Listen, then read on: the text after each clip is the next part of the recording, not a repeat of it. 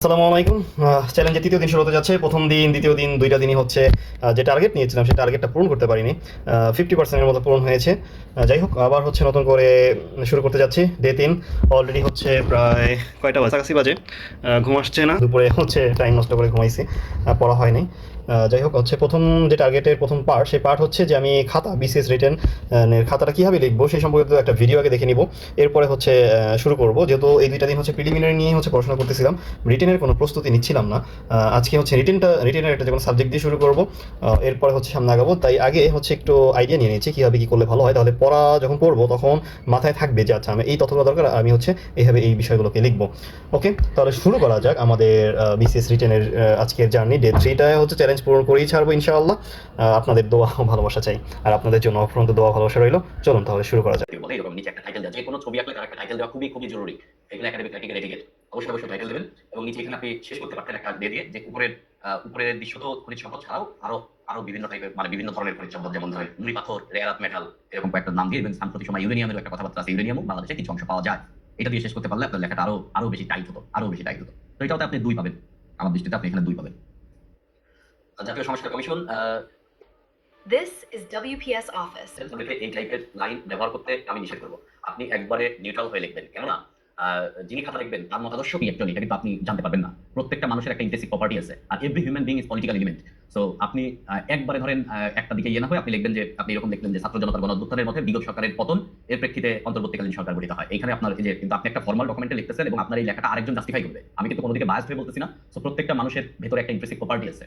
So আপনার এই খাতাটা যে একজন বায়াস তার কাছে পড়বে না সেটা কিন্তু আপনি বলতে পারেন না। আর আমরা হচ্ছে সময়ের সাথে সাথে চেহারা বদলাই, খুলুস বদলাই, কিন্তু ভেতরের যে প্রপার্টিটা এটা কিন্তু থেকেই যায়। এটা একটু মাথায় রাখতে হবে, এটা একটু মাথায় রাখতে হবে। আমি কি মিন করেছি আপনি এটা বুঝতে পেরেছেন। প্রাথমিকভাবে 6টি এবং পরবর্তীতে আরো 5টি, মোট 11টি সংস্কার কমিশন অন্তর্বর্তী সরকার গঠন করে নাম লিখেছেন। এবং এখানে যদি আপনি শেষ করতে নেই যে এই সংস্কার কমিশনগুলোর ইয়ে হবে, কার্যকর হবে, যে বিদ্যমান ব্যবস্থাকে আরো বেশি জনবান্ধব, আরো বেশি আপনার আরো বেশি জনবান্ধব এবং রাষ্ট্রের জন্য আরো বেশি উপযোগী করার জন্য প্রপোজাল বা প্রস্তাব দেওয়া, এবং এই প্রস্তাবের বেসিসে বা এই প্রস্তাবের উপর নির্ভর করে পরবর্তীতে এই মন্ত্র মানে এই নির্দিষ্ট ইয়েগুলো সংস্কার করা হবে।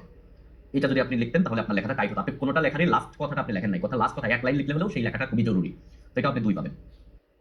সংবিধানের মৌলিক কাঠামো, সংবিধানের মৌলিক কাঠামো বলতে ওই সকল ক্ষেত্রে রাষ্ট্রের আইনসভার মধ্যে মুছে ফেলতে পারবে না। সংবিধানের কিছু স্বতন্ত্র বৈশিষ্ট্য থাকে যার বাংলাদেশের রাষ্ট্র সংবিধানের এত অনুষ্ঠিত।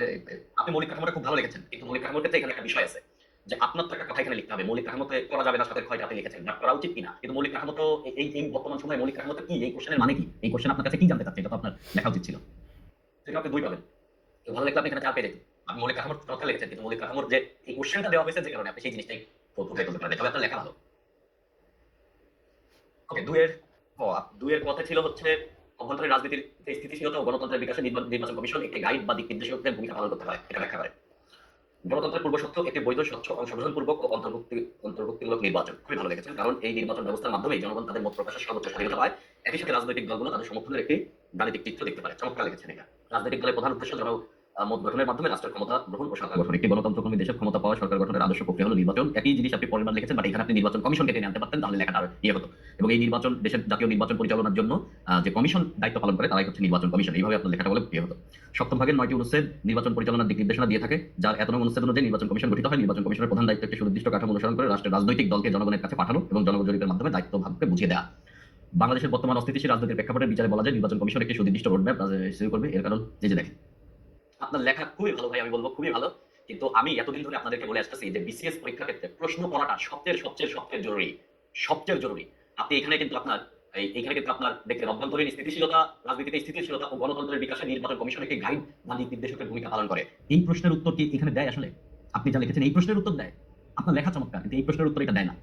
আপনার লেখা ছিল নির্বাচন কমিশন একটা স্বচ্ছ ভোটার তালিকা প্রণয়ন করবে, একটা নির্বাচনী অঞ্চল নির্ধারণ করবে এবং বাংলাদেশের অন্যান্য প্রশাসনিক আইন শৃঙ্খলা বাহিনীর সমন্বয় করে নির্বাচনে অংশগ্রহণ নিশ্চিত করবে এবং নির্বাচনের আচরণ বিধি, আরপিও ইত্যাদি নির্বাচন বিষয়ক আইনের সঠিক প্রয়োগের মাধ্যমে নির্বাচনের তফসিল ঘোষণা, নির্বাচনের প্রস্তুতি, নির্বাচন মানে ভোট গ্রহণ, ভোট পরবর্তী ভোট গণনা এবং নির্বাচনের নির্বাচিত প্রতিনিধির কাছে ক্ষমতা মানে নির্বাচনের প্রতিনিধির নাম ঘোষণা এবং তাদের কাছে ক্ষমতা হস্তান্তর, এই সমস্ত বিষয়ে নির্বাচন কমিশন দায়িত্ব পালন করে।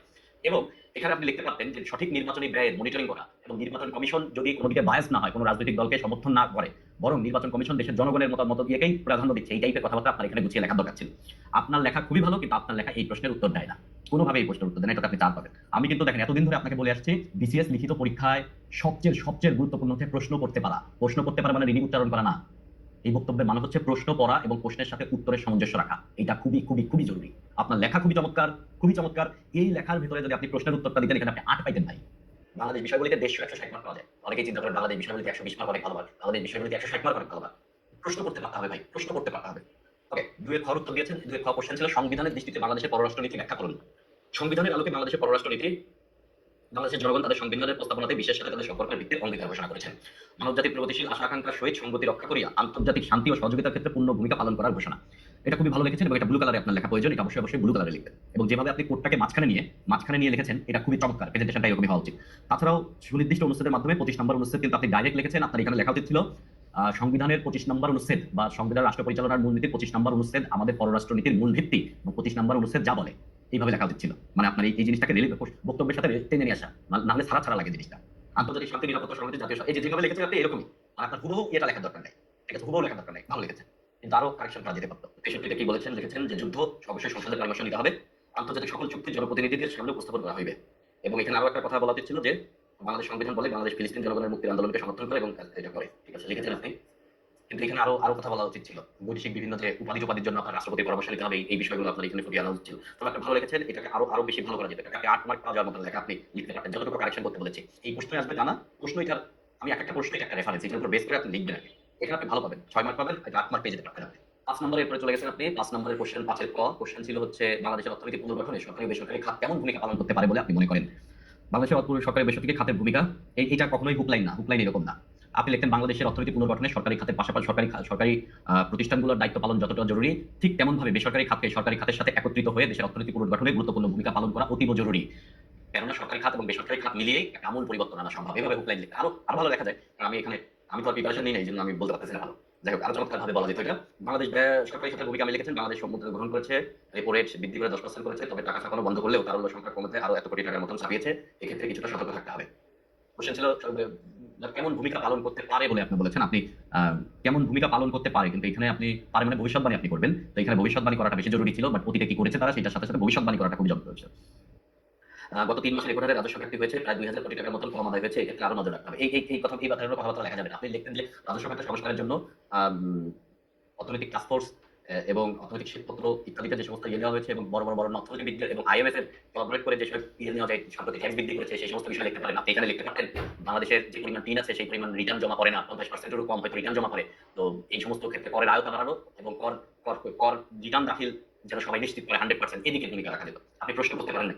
দীর্ঘমেয়াদী ও ব্যয়বহুল পরিকল্পনা পর্যায়িত উন্নয়ন প্রকল্প স্থগিত করে স্বল্পমেয়াদী এবং স্থগিত করা যেটা নির্দিষ্ট পর্যায়ে চলে গেছে সেগুলো স্থগিত না করে আপনি বলা উচিত ছিল যে সামনে যেন এরকম না হয় এবং সেগুলো যেন জনবান্ধব হয়, কসমেটিক ডেভেলপমেন্ট না হয়, এই সমস্ত আপনার হওয়া দরকার ছিল। এনবিআর ভ্যাট ট্যাক্স আদায়ের ক্ষেত্রে যদি পদ্ধতি অনুসরণ করে পাচারকৃত অর্থ $1 মিলিয়ন ফেরত আনতে বাংলাদেশ ব্যাংক গঠিত টাস্কফোর্স সহায়তা করা। কিন্তু টাস্কফোর্স এটা সহায়তা করতে পারবে না, এটা আন্তর্জাতিক বিভিন্ন প্রতিষ্ঠানের সাথে কোলাবরেট করতে হবে, সেই সমস্ত জিনিস এখানে তুলে আনবে। আপনার লেখা খুবই ভালো ভাই, একটু যদি গুছিয়ে লেখেন বিসিএস এর টপ করবেন ভাই। কোশ্চেন করতে পারতে হবে, প্রশ্ন করতে পারতে হবে। ও হাতের লেখা ভালো এটা বলতেছেন, আপনার লেখা ভালো, মানে যে একটা অবস্থান হাতের লেখা একটা আপেক্ষিক জিনিস, ভালো খারাপ হতেই পারে। আপনার লেখা হাতের লেখাও ভালো, কিন্তু আপনার আরো ভালো হাতের লেখা খারাপ দেখে একজন ভালো পাবে, আপনার লেখার ধরন ভালো। বাণিজ্যিক ব্যাংক, ক্ষুদ্র মাঝারি শিল্পে বিনিয়োগ করার মাধ্যমে স্থানীয় অর্থনীতিকে চাঙ্গা করা, চমৎকার কথা লিখেছেন। আমদানি রপ্তানি স্বচ্ছতা ফিরিয়ে আনতে হবে এবং এটা ভালো লিখেছেন। বিদেশি বিনিয়োগ আকর্ষণ করা অবশ্যই লিখবেন। এই বর্তমান সময়ে আমাদের বিদায়ের নতুন মহাপরিচালক বেশ চমৎকার উদ্যোগ প্রেজেন্টেশন করতেছেন। এই সমস্ত বলবেন যে এরকম একাডেমিক প্রসেসের মাধ্যমে আমাদের যারা আরো স্কলার বাংলাদেশের বাইরে আছেন তাদেরকেও দেশে এনে, মানে যোগ্যদেরকে দেশে এনে যোগ্য জায়গায় বসিয়ে দেশের অর্থনৈতিক একটা আমূল পরিবর্তন আনা সম্ভব বলে আমি মনে করি। এই জাতীয় বক্তব্য দিতে হবে। এক্ষেত্রে রেফারেন্স হিসেবে মালয়েশিয়ার অর্থনৈতিক পুনর্গঠনকে একটা রেফারেন্স হতে পারে। মাহাথির মোহাম্মদ সেন কাজটা করেছিলেন। ওকে, এনজিও নারীদের প্রয়োজনীয় ঋণ দেওয়ার মাধ্যমে এবং সচেতনতার মাধ্যমে গার্মেন্টস সেক্টর লিখেছেন। আপনি এটা আরেকটু ভালো করতে পারলে আপনি এখানে। গতকাল রাতে আমরা কীভাবে বাংলাদেশ অ্যাফেয়ার্সের লেখাটা লিখতে হয়, কীভাবে প্রশ্ন বুঝে উত্তরটা করতে হয়, সেরকম একটা আইডিয়া আমরা পেয়েছি। অ্যান্ড দেন ইংলিশ সিলেবাস সম্পর্কিত একটি ক্লাস করেছি 1 ঘন্টার। এরপরে ঘুমিয়েছি। আজকে আবার 9:30-এ জার্নিটা শুরু করতে যাচ্ছি। দেখা যাক, 5টা টার্গেট থাকলেও কীভাবে যেন হয়ে ওঠে না। ইনশাল্লাহ আজকে হবে এরকম একটা পরিকল্পনা নিয়ে আগাচ্ছি। ডে 3-তে যে টার্গেট, নর্মাল যে টার্গেট পার ডে 5টা চ্যাপ্টার কমপ্লিট করা, সেই টার্গেট ইনশাল্লাহ আগাবো। সো এখন শুরু করতে যাচ্ছি সায়েন্সের রিটেন টপিক। আলো অধ্যায়টা আমার আগেই কিছুটা পড়া ছিল, তাই আলো দিয়ে শুরু করছি না, আমি শব্দ দিয়ে শুরু করছি। শব্দেরও কিছুটা অংশ পড়া, আমি রাডার দিয়ে বিষয়টাকে শুরু করব। ওকে, আপনারা যদি এই শব্দে মানে রিটেন যে শব্দ অধ্যায়টা, সেই অধ্যায়টা সম্পর্কে জানতে চান, তাহলে আপনি আমার পড়াটা দেখতে পারেন। ওকে, যাই হোক, আমরা তাহলে শুরু করি।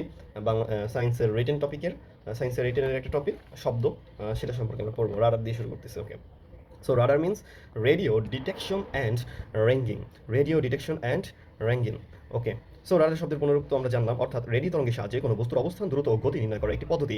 এটি এমন একটি ইলেকট্রনিক যন্ত্র যা দৃষ্টিসীমার বাইরের বস্তুকেও শনাক্ত করতে সক্ষম।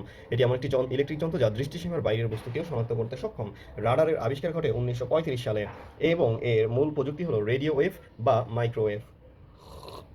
এর মূল প্রযুক্তি হলো কি রেডিও ওয়েভ অথবা মাইক্রোওয়েভ। কাজের মূলনীতি: রাডার তরঙ্গের প্রতিফলন নীতি এর উপর কাজ করে। রাডার তরঙ্গের প্রতিফলন নীতি এর উপর কাজ করে। ট্রান্সমিটার থেকে উচ্চ ফ্রিকোয়েন্সি রেডিও তরঙ্গ তৈরি হয়। ট্রান্সমিটার থেকে উচ্চ তরঙ্গের রেডিও ফ্রিকোয়েন্সি তৈরি হয় এবং অ্যান্টেনা সেটি বাতাসে প্রেরণ করে। উচ্চ ফ্রিকোয়েন্সি তৈরি করে এই ট্রান্সমিটার, আর অ্যান্টেনা কি করে, সেটি বাতাসে প্রেরণ করে। তরঙ্গ আলোর গতিতে 3 × 10⁸ ms ইনভার্স চলে যতক্ষণ না কোনো বস্তুর সঙ্গে সংঘর্ষ ঘটে। তরঙ্গ কি আলোর গতিতে চলে যতক্ষণ পর্যন্ত না কোনো সংঘর্ষ ঘটে। ওকে, সেই সংঘর্ষের পর তরঙ্গের একটি অংশ প্রতিফলিত হয়ে আসে। রিসিভার প্রতিফলিত তরঙ্গ গ্রহণ করে এবং ডিসপ্লে স্ক্রিনে বস্তুটির দূরত্ব, দিক ও গতি প্রদর্শন করে। তো আমরা এটার কাজের মূলনীতিটা সম্পর্কে একটা আইডিয়া পেয়ে গেলাম যে এটার মধ্যে হচ্ছে যে ফ্রিকোয়েন্সিটা থাকে, ট্রান্সমিটার হচ্ছে কি করে, উচ্চ ফ্রিকোয়েন্সি রেডিও তরঙ্গ তৈরি করে। অ্যান্টেনা সেটাকে বাতাসে প্রেরণ করে। বাতাসে প্রেরণ করলে কি হবে, সেই গতিটা হচ্ছে আলোর গতিতে হচ্ছে চলতে থাকে যতক্ষণ না কোনো বস্তুর সঙ্গে সংঘর্ষ ঘটে। সংঘর্ষের পর তরঙ্গের একটি অংশ কি করে, প্রতিফলিত হয়ে ফিরে আসে। আর এটার সাথে যে রিসিভারটা থাকে, এই রিসিভার সেই ফিরে আসা তরঙ্গটাকে গ্রহণ করে কি করে, ডিসপ্লে স্ক্রিনে এর দূরত্ব, দিক ও গতি হচ্ছে আমাদেরকে দেখায় ডিসপ্লের মাধ্যমে। তো বিষয়টাকে হচ্ছে জাস্ট মানে এইভাবে নিতে হবে। এইগুলো মুখস্থ করা ভাই সম্ভব না। বইটা দেখেন আপনি, কি মোটা বই, এত মোটা বই, আর বইটার সাইজটা দেখেন কত বড় সাইজ। এইটা যদি আপনি পুরোটা মুখস্থ করে পরীক্ষার হলে যান, আমি গ্যারান্টি আপনার কিছু মনে থাকবে না ভাই। আমার তো এখানে যদি 100 পেজ থাকতো তাইলে হচ্ছে আমার কিছু মনে থাকতো না, সেখানে হচ্ছে 300 পেজের উপরে, তাও এত বড় সাইজের বই। ছোট সাইজের বই হলো একটা মানে সায়েন্স আওয়ার যে বইটা আছে ওইটা হলো একটা করা যায়, বাট এইটা ভাই অনেক বড়, অনেক। তো এত কিছুই করার দরকার নেই, জাস্ট হচ্ছে বেসিকটা ক্লিয়ার থাকলে হচ্ছে। আচ্ছা ঠিক আছে, রাডারের কাজ তাহলে এটা যে একটা হচ্ছে সেখানে কি থাকে, এটা জাস্ট মনে রাখলে হবে উপাদানগুলো কি কি। যে ট্রান্সমিটারটা থাকবে, ট্রান্সমিটারটা উচ্চ ফ্রিকোয়েন্সি তৈরি করবে, উচ্চ ফ্রিকোয়েন্সিটাকে থেকে উচ্চ যে ফ্রিকোয়েন্সিটা এটা কি করবে, এটার সাথে যে অ্যান্টেনা থাকে সেই অ্যান্টেনা দিয়ে বাতাসে প্রেরণ করবে। বাতাসে প্রেরণের ফলে এই তরঙ্গ হচ্ছে আলোর গতিতে চলে, 3 × 10⁻⁸ গতিতে চলে। তো কি করে, চলার পরে হচ্ছে সে আবার প্রতিফলিত যখন ফিরে আসে, এটার সাথে যে রিসিভার থাকে সেই রিসিভার সেটা গ্রহণ করে ডিসপ্লে স্ক্রিনে এর গতি, দূরত্ব ইত্যাদি ইত্যাদি কি করে দেখায়। ব্যাস এই বেসিক ক্লিয়ার থাকলে আমি লিখে দিয়ে আসবো, বাস। আর কোনো মানে আর কিছু ভাই অত ভালোভাবে লেখার কোনো নাই, মনেই থাকবে না যে বিষয়টা কোন কোন বিষয় কীভাবে কি, তাই তো মনে থাকবে না। সেখানে যদি হুবহু মুখস্থ করতে যাই, সম্ভব না। যাই হোক, দ্রুত নির্ণয় যে সূত্রটা আমরা পড়ি, R = T/2, C হচ্ছে আলোর বেগ, T হচ্ছে তরঙ্গের যাওয়া ও ফিরে আসার মোট সময়, ভালো ব্যাস দ্রুত নির্ণয় সূত্র। আচ্ছা, রাডারের প্রধান অংশগুলো, এই প্রধান অংশের যদি আমি নাম জানি ও কাজ জানি, এরপরে হচ্ছে আমাকে রাডারের কাজ লেখা থেকে কেউ বিরত রাখতে পারবে না। এটাই হলো এই বিষয়গুলো হচ্ছে বুঝতে পারবে যে এটার উপাদান কি, এই উপাদানগুলোর কাজ কি। যেমন হচ্ছে ট্রান্সমিটার উচ্চ ফ্রিকোয়েন্সি রেডিও তৈরি করা, অ্যান্টেনা তরঙ্গ প্রেরণ ও প্রতিফলন তরঙ্গ গ্রহণ করে, ডুপ্লেক্সার একই অ্যান্টেনাকে প্রেরণ ও গ্রহণ 2 কাজে ব্যবহার করতে দেয়। রিসিভার হচ্ছে দুর্বল সিগন্যালকে বৃদ্ধি করে। ডিসপ্লে ইউনিট লক্ষ্যবস্তুর অবস্থান, দিক ও গতি স্ক্রিনে প্রদর্শন করে। সিগন্যাল প্রসেসর প্রাপ্ত সংকেত বিশ্লেষণ করে দূরত্ব ও গতি নির্ণয় করে। রাডারের ধরন রাডারের ধরন কি, পালস রাডার অর্থাৎ বস্তুর দূরত্ব নির্ণয় করে। কন্টিনিউয়াস ওয়েভ রাডার বস্তুর গতি নির্ণয় করে। ডপলার রাডার প্রতিফলিত তরঙ্গের ফ্রিকোয়েন্সি পরিবর্তন বিশ্লেষণ করে গতি মাপে। ডপলার রাডার গতি মাপে, এইগুলোই ভালোই। ফেস অ্যারে রাডার ও অ্যান্টেনা উপাদানযুক্ত দ্রুত বিম ঘোরানো যায়। ওয়েদার রাডার ঝড় মেঘ বৃষ্টিপাত পর্যবেক্ষণ করে। রাডারের ব্যবহার: আবহাওয়ার পূর্বাভাস, ঝড় মেঘ বৃষ্টিপাত শনাক্ত করতে, দিক বিমান ও জাহাজ পরিচালনায়, দিক অবস্থান সংঘর্ষ এড়াতে, এরপরে মহাকাশ গবেষণা, স্যাটেলাইট ও মহাকাশ যান ট্র্যাক করতে, ট্রাফিক নিয়ন্ত্রণ, গাড়ি গতি পরিমাপ ও অতিরূপ শনাক্তে, সামরিক প্রয়োগ, শত্রু পক্ষের বিমান, ক্ষেপণাস্ত্র বা জাহাজ শনাক্তে। ওকে, অনেকগুলো কাজ এটা ব্যবহার হয়ে থাকে। চলুন তাহলে আমরা শব্দ দূষণ সম্পর্কে জেনে আসি। শব্দ দূষণ নিয়ে কিন্তু প্রায় প্রশ্ন হয়ে থাকে, তো এটার সম্পর্কে একটু মোটামুটি মানে ভালো মানের কিছু আইডিয়া দরকার। ঠিক আছে, এখানে লিখে দিলে মানুষের কানে সমস্যা আনতে হবে যাবে, ইত্যাদি লিখলে তো আরও বেশি একটা ভালো হয় না, তাই না? একটু ভালোভাবে লেখার ট্রাই হচ্ছে আমাদের করতে হবে। ওকে,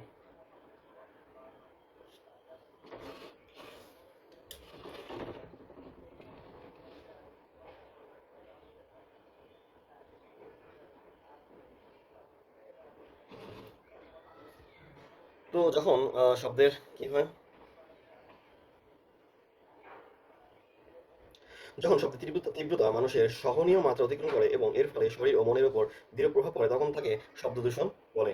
যখন শব্দের তীব্রতা মানুষের সহনীয় মাত্রা অতিক্রম করে, যখন শব্দের তীব্রতা কি করে মানুষের সহনীয় মাত্রা অতিক্রম করে এবং এর ফলে শরীর ও মনের উপর বিরূপ প্রভাব পড়ে, তখন তাকে শব্দ দূষণ বলে। তাহলে সংজ্ঞাটা তো বুঝলাম যে মানুষের যে সহনীয় মাত্রা সেটা অতিক্রম করবে এবং কি করবে, শরীর ও মনের উপর বিরূপ একটা প্রভাব ফেলবে, তখন তাকে কি বলবো, শব্দ দূষণ বলবো। ক্ষতিকর দিকগুলো কি কি আছে সেগুলো দেখি। দীর্ঘ সময় উচ্চ শব্দে থাকলে শ্রবণ শক্তি কমে যায়, স্থায়ী বা সাময়িক বধিরতাও হতে পারে, স্নায়ুতন্ত্রের স্বাভাবিক কার্যকলাপ ব্যাহত হয়, মাথা ব্যথা, অবসাদ বাড়ে, মানসিক অস্থিরতা, উত্তেজনা, উদ্বেগ, মনোযোগের ঘাটতি দেখা দেয়, রক্তচাপ বৃদ্ধি, হৃদস্পন্দনের অনিয়ম ও রক্ত সঞ্চালনের সমস্যা হতে পারে, শিশুদের বুদ্ধি বিকাশ ব্যাহত হয়, বয়স্কদের স্মৃতিশক্তি দুর্বল হতে পারে এবং ঘুমের মান খারাপ হয়। তাহলে আমরা কয়েকটা বিষয় এখানে জানলাম যে শ্রবণ শক্তি কমে যেতে পারে বা স্থায়ী বধিরতাও হতে পারে। এমনকি হচ্ছে কি সামাজিক মানে স্নায়ুতন্ত্রের যে স্বাভাবিক কার্যকলাপ সেটা ব্যাহত হতে পারে, মাথা ব্যথা হতে পারে, অবসাদ বাড়ে, মানসিক অস্থিরতা, উত্তেজনা, উদ্বেগ, মনোযোগের ঘাটতি দেখা দিতে পারে, বয়স্কদের স্মৃতিশক্তি লোপ পেতে পারে, শিশুদের বুদ্ধি বিকাশ লোপ পেতে পারে, রক্তচাপ বৃদ্ধি পেতে পারে, রক্ত সঞ্চালনের সমস্যা করতে পারে, ইত্যাদি ইত্যাদি। ওকে, এরপরে শব্দ দূষণের যে কারণ, শব্দ দূষণের কারণগুলো জানি। অনুষ্ঠান বা সমাবেশে উচ্চস্বরে মাইক বাজানো, রাস্তায় অকারণে হর্ন, বিশেষত হাইড্রোলিক বা এয়ার হর্ন বাজানো, যানবাহন, বিমান, লঞ্চ, নির্মাণ স্থাপনার যন্ত্রপাতির অবিরাম শব্দ, শিল্প কারখানার মেশিন ও জেনারেটরের শব্দ। প্রতিরোধের উপায়গুলো কি কি, এটা খুবই গুরুত্বপূর্ণ, কীভাবে প্রতিরোধ করতে পারি।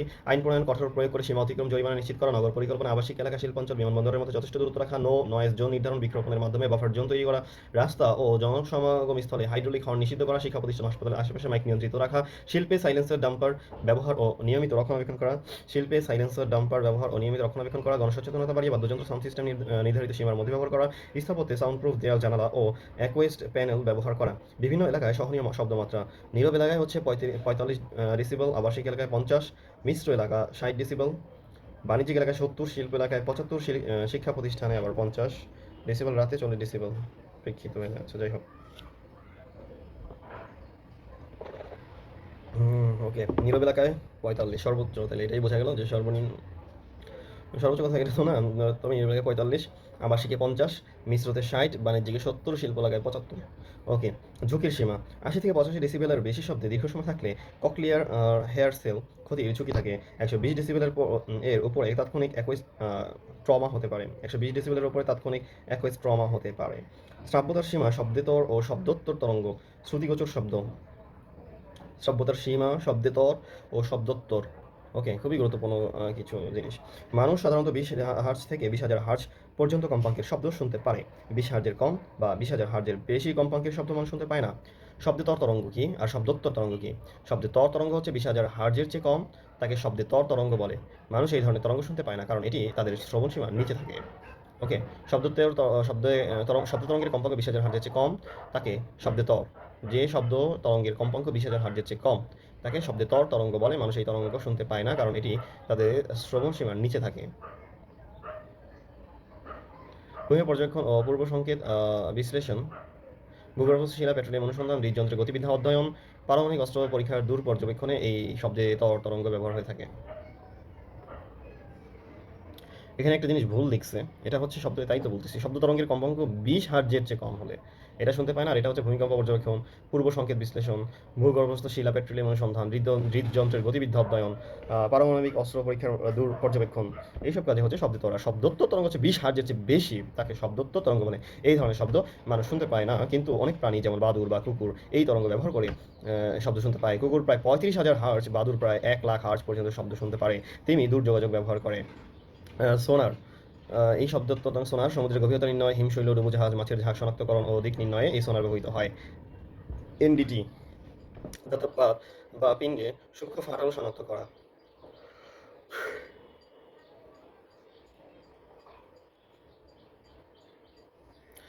এনডিটি ধাতপাত বা পিণ্ডে সূক্ষ্ম ফাটল শনাক্ত করা। ইমালসিফিকেশন, সাধারণত যেসব তরল মিশতে পারে না যেমন পানি, পারো, তাদের মেশানো, এটা শব্দোত্তর ব্যবহার হয়। ওকে, প্রিসিশন ক্লিনিং, সূক্ষ্ম ইলেকট্রনিক যন্ত্রাংশ পরিষ্কার করা, সূক্ষ্ম ইলেকট্রনিক যন্ত্রাংশ পরিচালনা করা।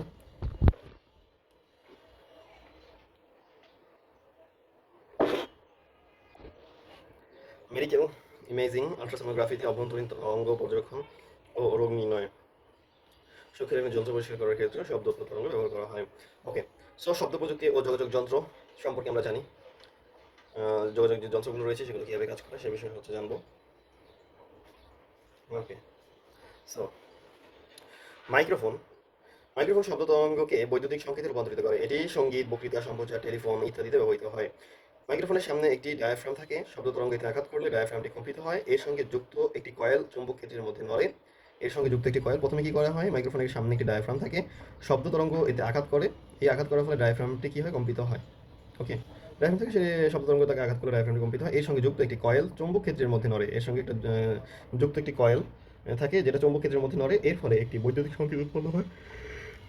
এই সংকেত সাধারণত দুর্বল হয়, তাই তা অ্যাম্প্লিফায়ার দ্বারা বৃদ্ধি করে প্রেরণ করা হয়। অ্যাম্প্লিফায়ার দ্বারা বৃদ্ধি করে প্রেরণ করা হয়, অর্থাৎ মাইক্রোফোন শব্দ শক্তিকে বৈদ্যুতিক শক্তিতে রূপান্তরিত করে, যা পরবর্তী ধাপে রেকর্ড বা সম্প্রচারযোগ্য হয়।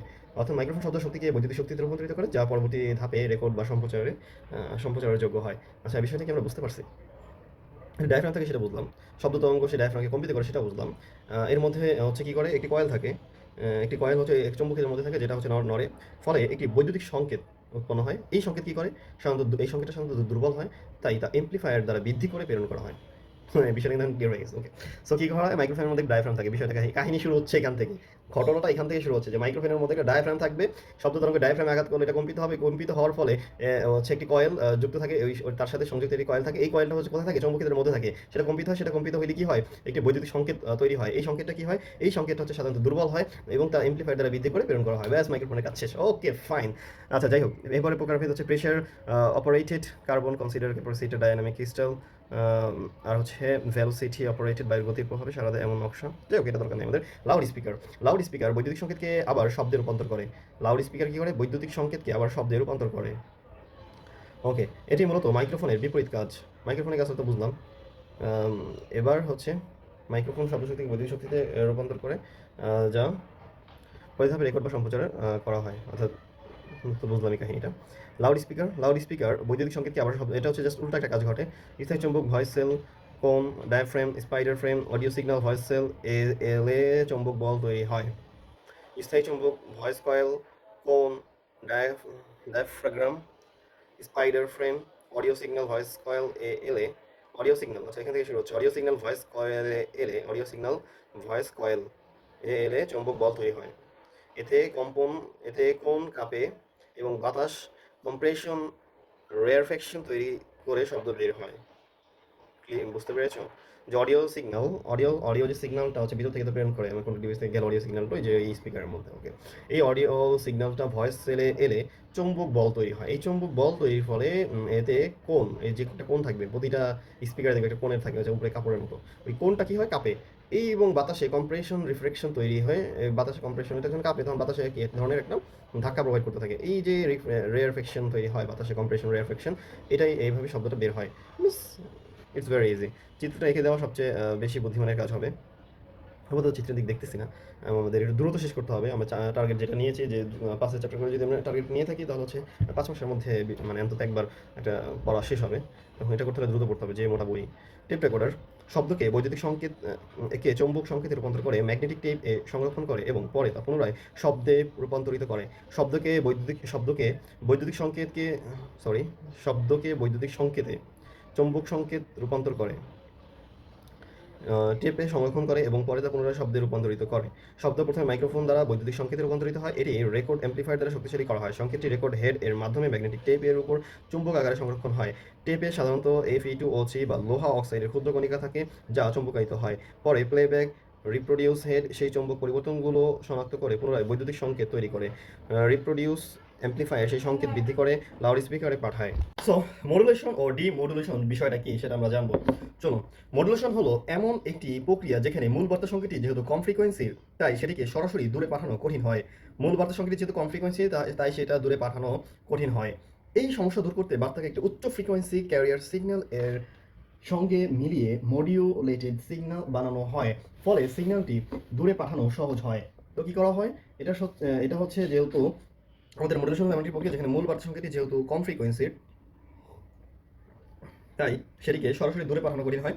এই সমস্যা দূর করার জন্য বার্তাকে উচ্চ ফ্রিকোয়েন্সির ক্যারিয়ার সিগন্যালের সঙ্গে মিলিয়ে মডিউলেটেড সিগন্যাল বানানো হয়। এর ফলে সিগন্যালটি দূরে পাঠানো সহজ হয়। উচ্চ ফ্রিকোয়েন্সি, আচ্ছা আমাদের যেহেতু বার্তাটা কম ফ্রিকোয়েন্সির, তাই সেটি দূরে সরাসরি দূরে পাঠানো কঠিন। এই সমস্যা দূর করার জন্য উচ্চ ফ্রিকোয়েন্সি ক্যারিয়ার সিগন্যালের সঙ্গে এটাকে মিলাতে হয়। উচ্চ ফ্রিকোয়েন্সির ক্যারিয়ার সিগন্যালের সঙ্গে মিলিয়ে মডিউলেটেড সিগন্যাল বানানো হয়। ফলে সিগন্যালটি দূরে পাঠানো সহজ হয়, অ্যান্টেনা ছোট রাখা যায়, আর বিভিন্ন চ্যানেলকে আলাদা ব্যান্ডে ভাগ করে পাঠানো সম্ভব হয়। অর্থাৎ ট্রান্সমিটার সাইডে মডুলেশন মূল সংকেতকে বহনযোগ্য করে তোলে। ডিমডুলেশন ঠিক এর বিপরীতভাবে কাজ করে। রিসিভার সাইডে যখন মডিউলেটেড সিগন্যাল পৌঁছায় রিসিভার সাইডে যখন এই মডিউলেটেড সিগন্যাল পৌঁছায় তখন সেটির ভেতরে আসল বার্তা লুকানো থাকে।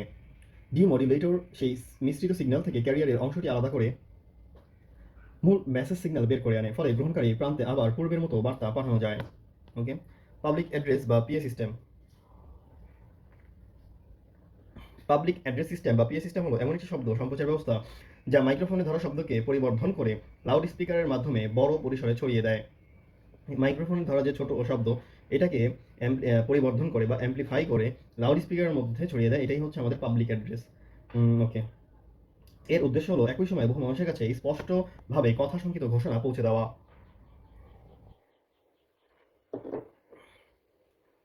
মাইক্রোফোন, মিক্সার, ভোল্টেজ অ্যাম্প্লিফায়ার, পাওয়ার অ্যাম্প্লিফায়ার, লাউড স্পিকার, এগুলো বিষয়টা কি কাজ করে থাকে। মাইক্রোফোন থেকে মিক্সার থেকে ভোল্টেজ অ্যাম্প্লিফায়ার, এই ভোল্টেজ অ্যাম্প্লিফায়ার থেকে ভোল্টেজ অ্যাম্প্লিফায়ার পাওয়ার অ্যাম্প্লিফায়ার, আর এখান থেকে হচ্ছে লাউড স্পিকারে শব্দটা পৌঁছায়। ব্যাখ্যা, মাইক্রোফোন বক্তার কণ্ঠ প্রসঙ্গকে বৈদ্যুতিক সংকেতে রূপান্তর করে। মিক্সার একাধিক মাইক্রোফোন বা বাদ্যযন্ত্রের সংকেত একত্র এবং ভলিউম, টোন ইত্যাদি নিয়ন্ত্রণ করে। ভোল্টেজ অ্যাম্প্লিফায়ার মিক্সার থেকে আসা দুর্বল সংকেতকে যথেষ্ট ভোল্টেজ উন্নীত করে। পাওয়ার অ্যাম্প্লিফায়ার উচ্চ শক্তি সম্পন্ন সংকেত তৈরি করে যা স্পিকারের ড্রাইভিং এর উপযুক্ত হয়। লাউড স্পিকার বৈদ্যুতিক সংকেতকে আবার শব্দে রূপান্তর করে যা বৃহৎ এলাকায় শোনা যায়। আশা করি পাবলিক অ্যাড্রেস বা পিএ সিস্টেমটা বোঝা গেছে। অর্থাৎ মাইক্রোফোন থেকে সরাসরি বক্সের মাধ্যমে ওই সাউন্ড বক্সের মাধ্যমে প্রেরণ করা, এটা সম্পর্কে আমরা সবাই পরিচিত। ওকে, এখানে কয়েকটা জিনিস কাজ করে। মাইক্রোফোন এই বক্তার কণ্ঠ বা সংগীত বৈদ্যুতিক সংকেতে রূপান্তর করে, আর মিক্সার একাধিক মাইক্রোফোন বাদ্যযন্ত্রের সংকেত একত্র করে ভলিউম, টোন ইত্যাদি নিয়ন্ত্রণ করে। ভোল্টেজ অ্যাম্প্লিফায়ার এই মিক্সার থেকে আসা দুর্বল সংকেতকে যথেষ্ট ভোল্টেজ উন্নীত করে। আর পাওয়ার অ্যাম্প্লিফায়ারটা কি করে, উচ্চ শক্তি সম্পন্ন সংকেত তৈরি করে যা স্পিকার ড্রাইভিং এর উপযুক্ত হয় বা স্পিকার ড্রাইভিং এর জন্য উপযুক্ত করে। এরপরে কি হয়, বৈদ্যুতিক সংকেতকে আবার শব্দে রূপান্তর করে যা বৃহৎ এলাকায় শোনা যায়। ওকে, সো স্মল পিএ সিস্টেমের প্রকারভেদ। Small PA system, large PA system, long line PA system. আচ্ছা, তাহলে স্মল পিএ সিস্টেমটা কি? ব্যবহার: শ্রেণীকক্ষ, ছোট সভা, কনফারেন্স রুম, দোকান বা ঘরোয়া অনুষ্ঠানে একটি বা দুইটি মাইক্রোফোন, একটি মিক্সার অ্যাম্প্লিফায়ার ও 2 থেকে 4টি স্পিকার। বৈশিষ্ট্য: পোর্টেবল, সহজে স্থাপনযোগ্য, স্বল্প শক্তি। লার্জ পিএ সিস্টেম কি? ব্যবহার: স্কুল, কলেজের মাঠ, স্টেডিয়াম, বড় সভা, মিছিল, কনসার্ট, ধর্মীয় অনুষ্ঠান ইত্যাদিতে। উপাদান: একাধিক মিক্সার, আলাদা প্রি অ্যাম্প ও পাওয়ার অ্যাম্প্লিফায়ার, অনেকগুলো স্পিকার। বৈশিষ্ট্য: শক্তিশালী, বহু ইনপুট সোর্স, একাধিক জোন কভার করতে সক্ষম। আর লং লাইন পিএ সিস্টেম কি? ব্যবহার: রেলওয়ে স্টেশন, বিমানবন্দর, বড় ভবন বা শিল্প প্রতিষ্ঠান জুড়ে ঘোষণার জন্য। বৈশিষ্ট্য: সংকেত দীর্ঘ দূরত্বে পাঠানো হয়, এই জন্য 100 ভোল্ট লাইন ডিস্ট্রিবিউশন সিস্টেম ব্যবহৃত হয় যাতে ভোল্টেজ ক্ষতি কম হয়। প্রতিটি জনে আলাদা স্পিকার ও কন্ট্রোল ইউনিট থাকে। তরঙ্গ তরঙ্গ হলো এমন এক ধরনের পর্যায়বৃত্ত দোলন যা কোনো মাধ্যমে এক স্থান থেকে অন্য স্থানে শক্তি পরিবহন করে। মাধ্যমের কণাগুলো নিজের স্থান দোলন করে কিন্তু স্থায়ীভাবে স্থানান্তরিত হয় না। সেটা আমরা জানি যে তরঙ্গ হচ্ছে এমন একটা জিনিস যেখানে কি হয়, পর্যায়বৃত্ত আন্দোলন সংঘটিত হয় যা কোনো মাধ্যমে এক স্থান থেকে অন্য স্থানে এক স্থান থেকে অন্য স্থানে শক্তি পরিবহন করে, বাট কণা কিন্তু স্থানান্তরিত হয় না। ও জাস্ট হচ্ছে কি করে, দোলন ঘটের মধ্যে, অর্থাৎ দোলে। শব্দ তরঙ্গ, পানির ঢেউ, স্প্রিং ও সঞ্চারিত তরঙ্গ ইত্যাদি। আলো ট্রান্স আলো আলো ট্রান্সভার্স হলেও এটি ইলেকট্রোম্যাগনেটিক ওয়েভ মাধ্যম ছাড়াই চলতে পারে। যান্ত্রিক তরঙ্গ ছড়াতে মাধ্যম লাগে।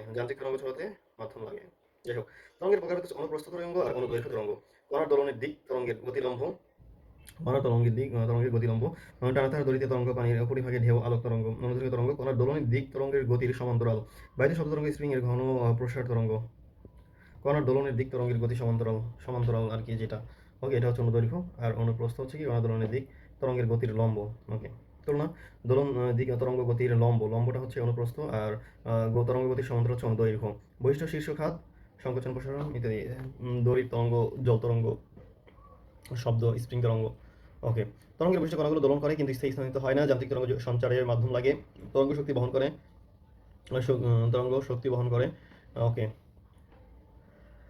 তরঙ্গের বেগ মাধ্যমের প্রকৃতির উপর নির্ভরশীল। তরঙ্গ প্রতিফলন, প্রতিসরণ, ব্যতিচার, হস্তক্ষেপ ঘটে। তরঙ্গ সংক্রান্ত রাশি: পূর্ণ স্পন্দন, পর্যায়কাল, কম্পাঙ্ক, তরঙ্গ দৈর্ঘ্য, তরঙ্গ বেগ, বিস্তার, তরঙ্গ সংখ্যা, দশা, তরঙ্গ মুখ, অনেকগুলো হচ্ছে তরঙ্গ সংক্রান্ত রাশি রয়েছে। অনেকগুলোই হচ্ছে তরঙ্গ সংক্রান্ত রাশি রয়েছে। সেগুলো আমরা দেখলাম যে পূর্ণ স্পন্দন, একটি স্পন্দিত কণা যখন একটি নির্দিষ্ট বিন্দু থেকে যাত্রা শুরু করে আবার সেই একই দিক থেকে সেই বিন্দুতে ফিরে আসে, তখন একটি পূর্ণ স্পন্দন সম্পন্ন হয় বা একে পূর্ণ স্পন্দন বলা চলে। পর্যায়কালকে একটি পূর্ণ স্পন্দনে যে সময় লাগে এটাকে টি দ্বারা প্রকাশ করা হয়। কম্পাঙ্ক এফ, প্রতি সেকেন্ডে পূর্ণ স্পন্দনের সংখ্যা। তো এক সেকেন্ডে কয়টা পূর্ণ স্পন্দন সংঘটিত হচ্ছে সেটাই হচ্ছে কম্পাঙ্ক। এটা হচ্ছে 1/t। ওকে, হার্জ এস ইনভার্স 1। তরঙ্গ দৈর্ঘ্য কি?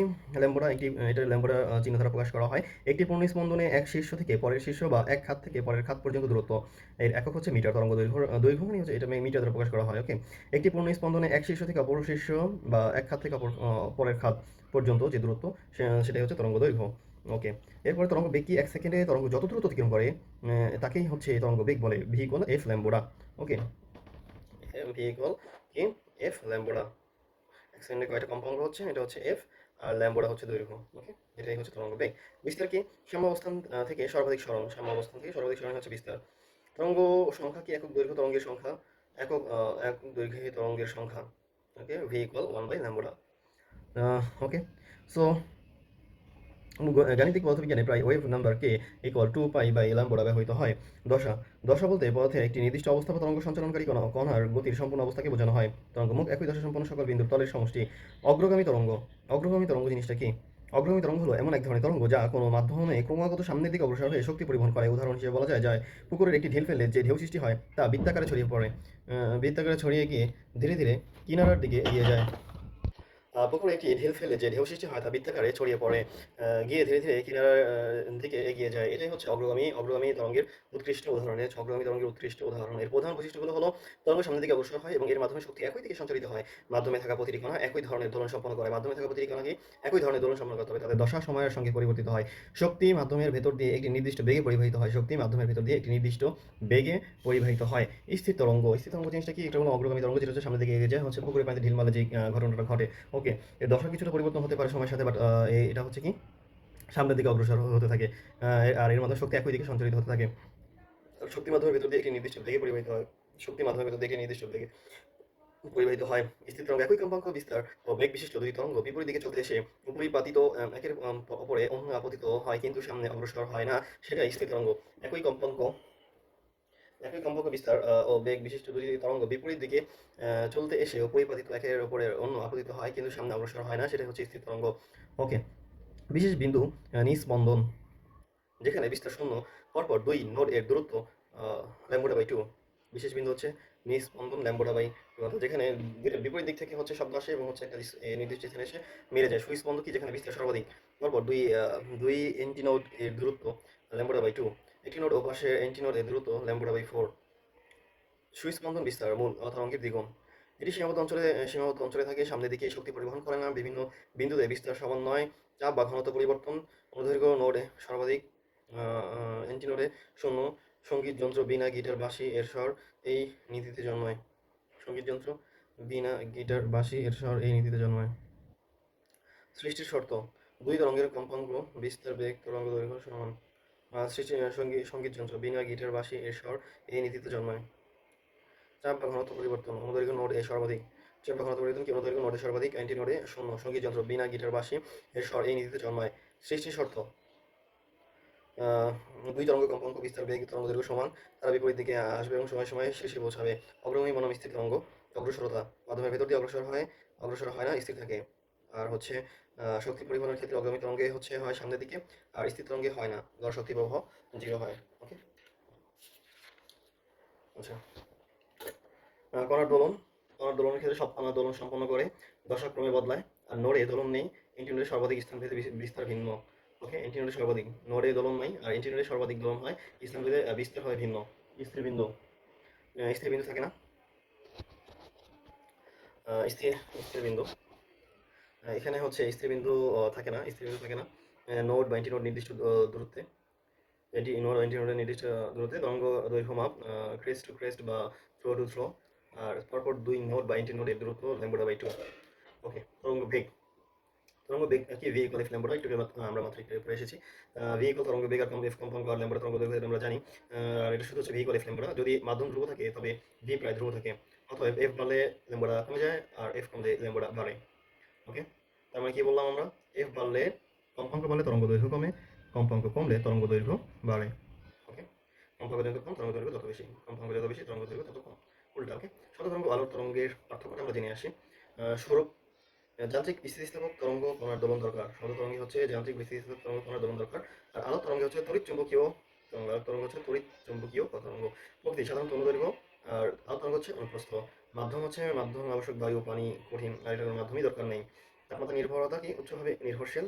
আর আলোক তরঙ্গের ক্ষেত্রে ভ্যাকিউমে ধ্রুব, অর্থাৎ 3 × 10⁸ ms ইনভার্স সো 1। মাধ্যমে গতি c/n, তাপমাত্রা তুলনামূলক নগণ্য। যাই হোক, আলো তড়িৎ চুম্বক হওয়ার শূন্য মাধ্যমে অপসারিত হয়।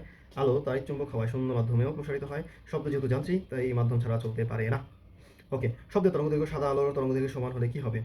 যেহেতু কোনো মাধ্যমে শব্দের বেগ v প্রায় ধ্রুব, যেহেতু কোনো মাধ্যমে শব্দের বেগ v যেহেতু কোনো মাধ্যমে শব্দের বেগ v প্রায় ধ্রুব, তাই তরঙ্গদৈর্ঘ্য ল্যাম্বডা কমে গেলে কম্পাঙ্ক f বেড়ে যায়, f = v/ল্যাম্বডা।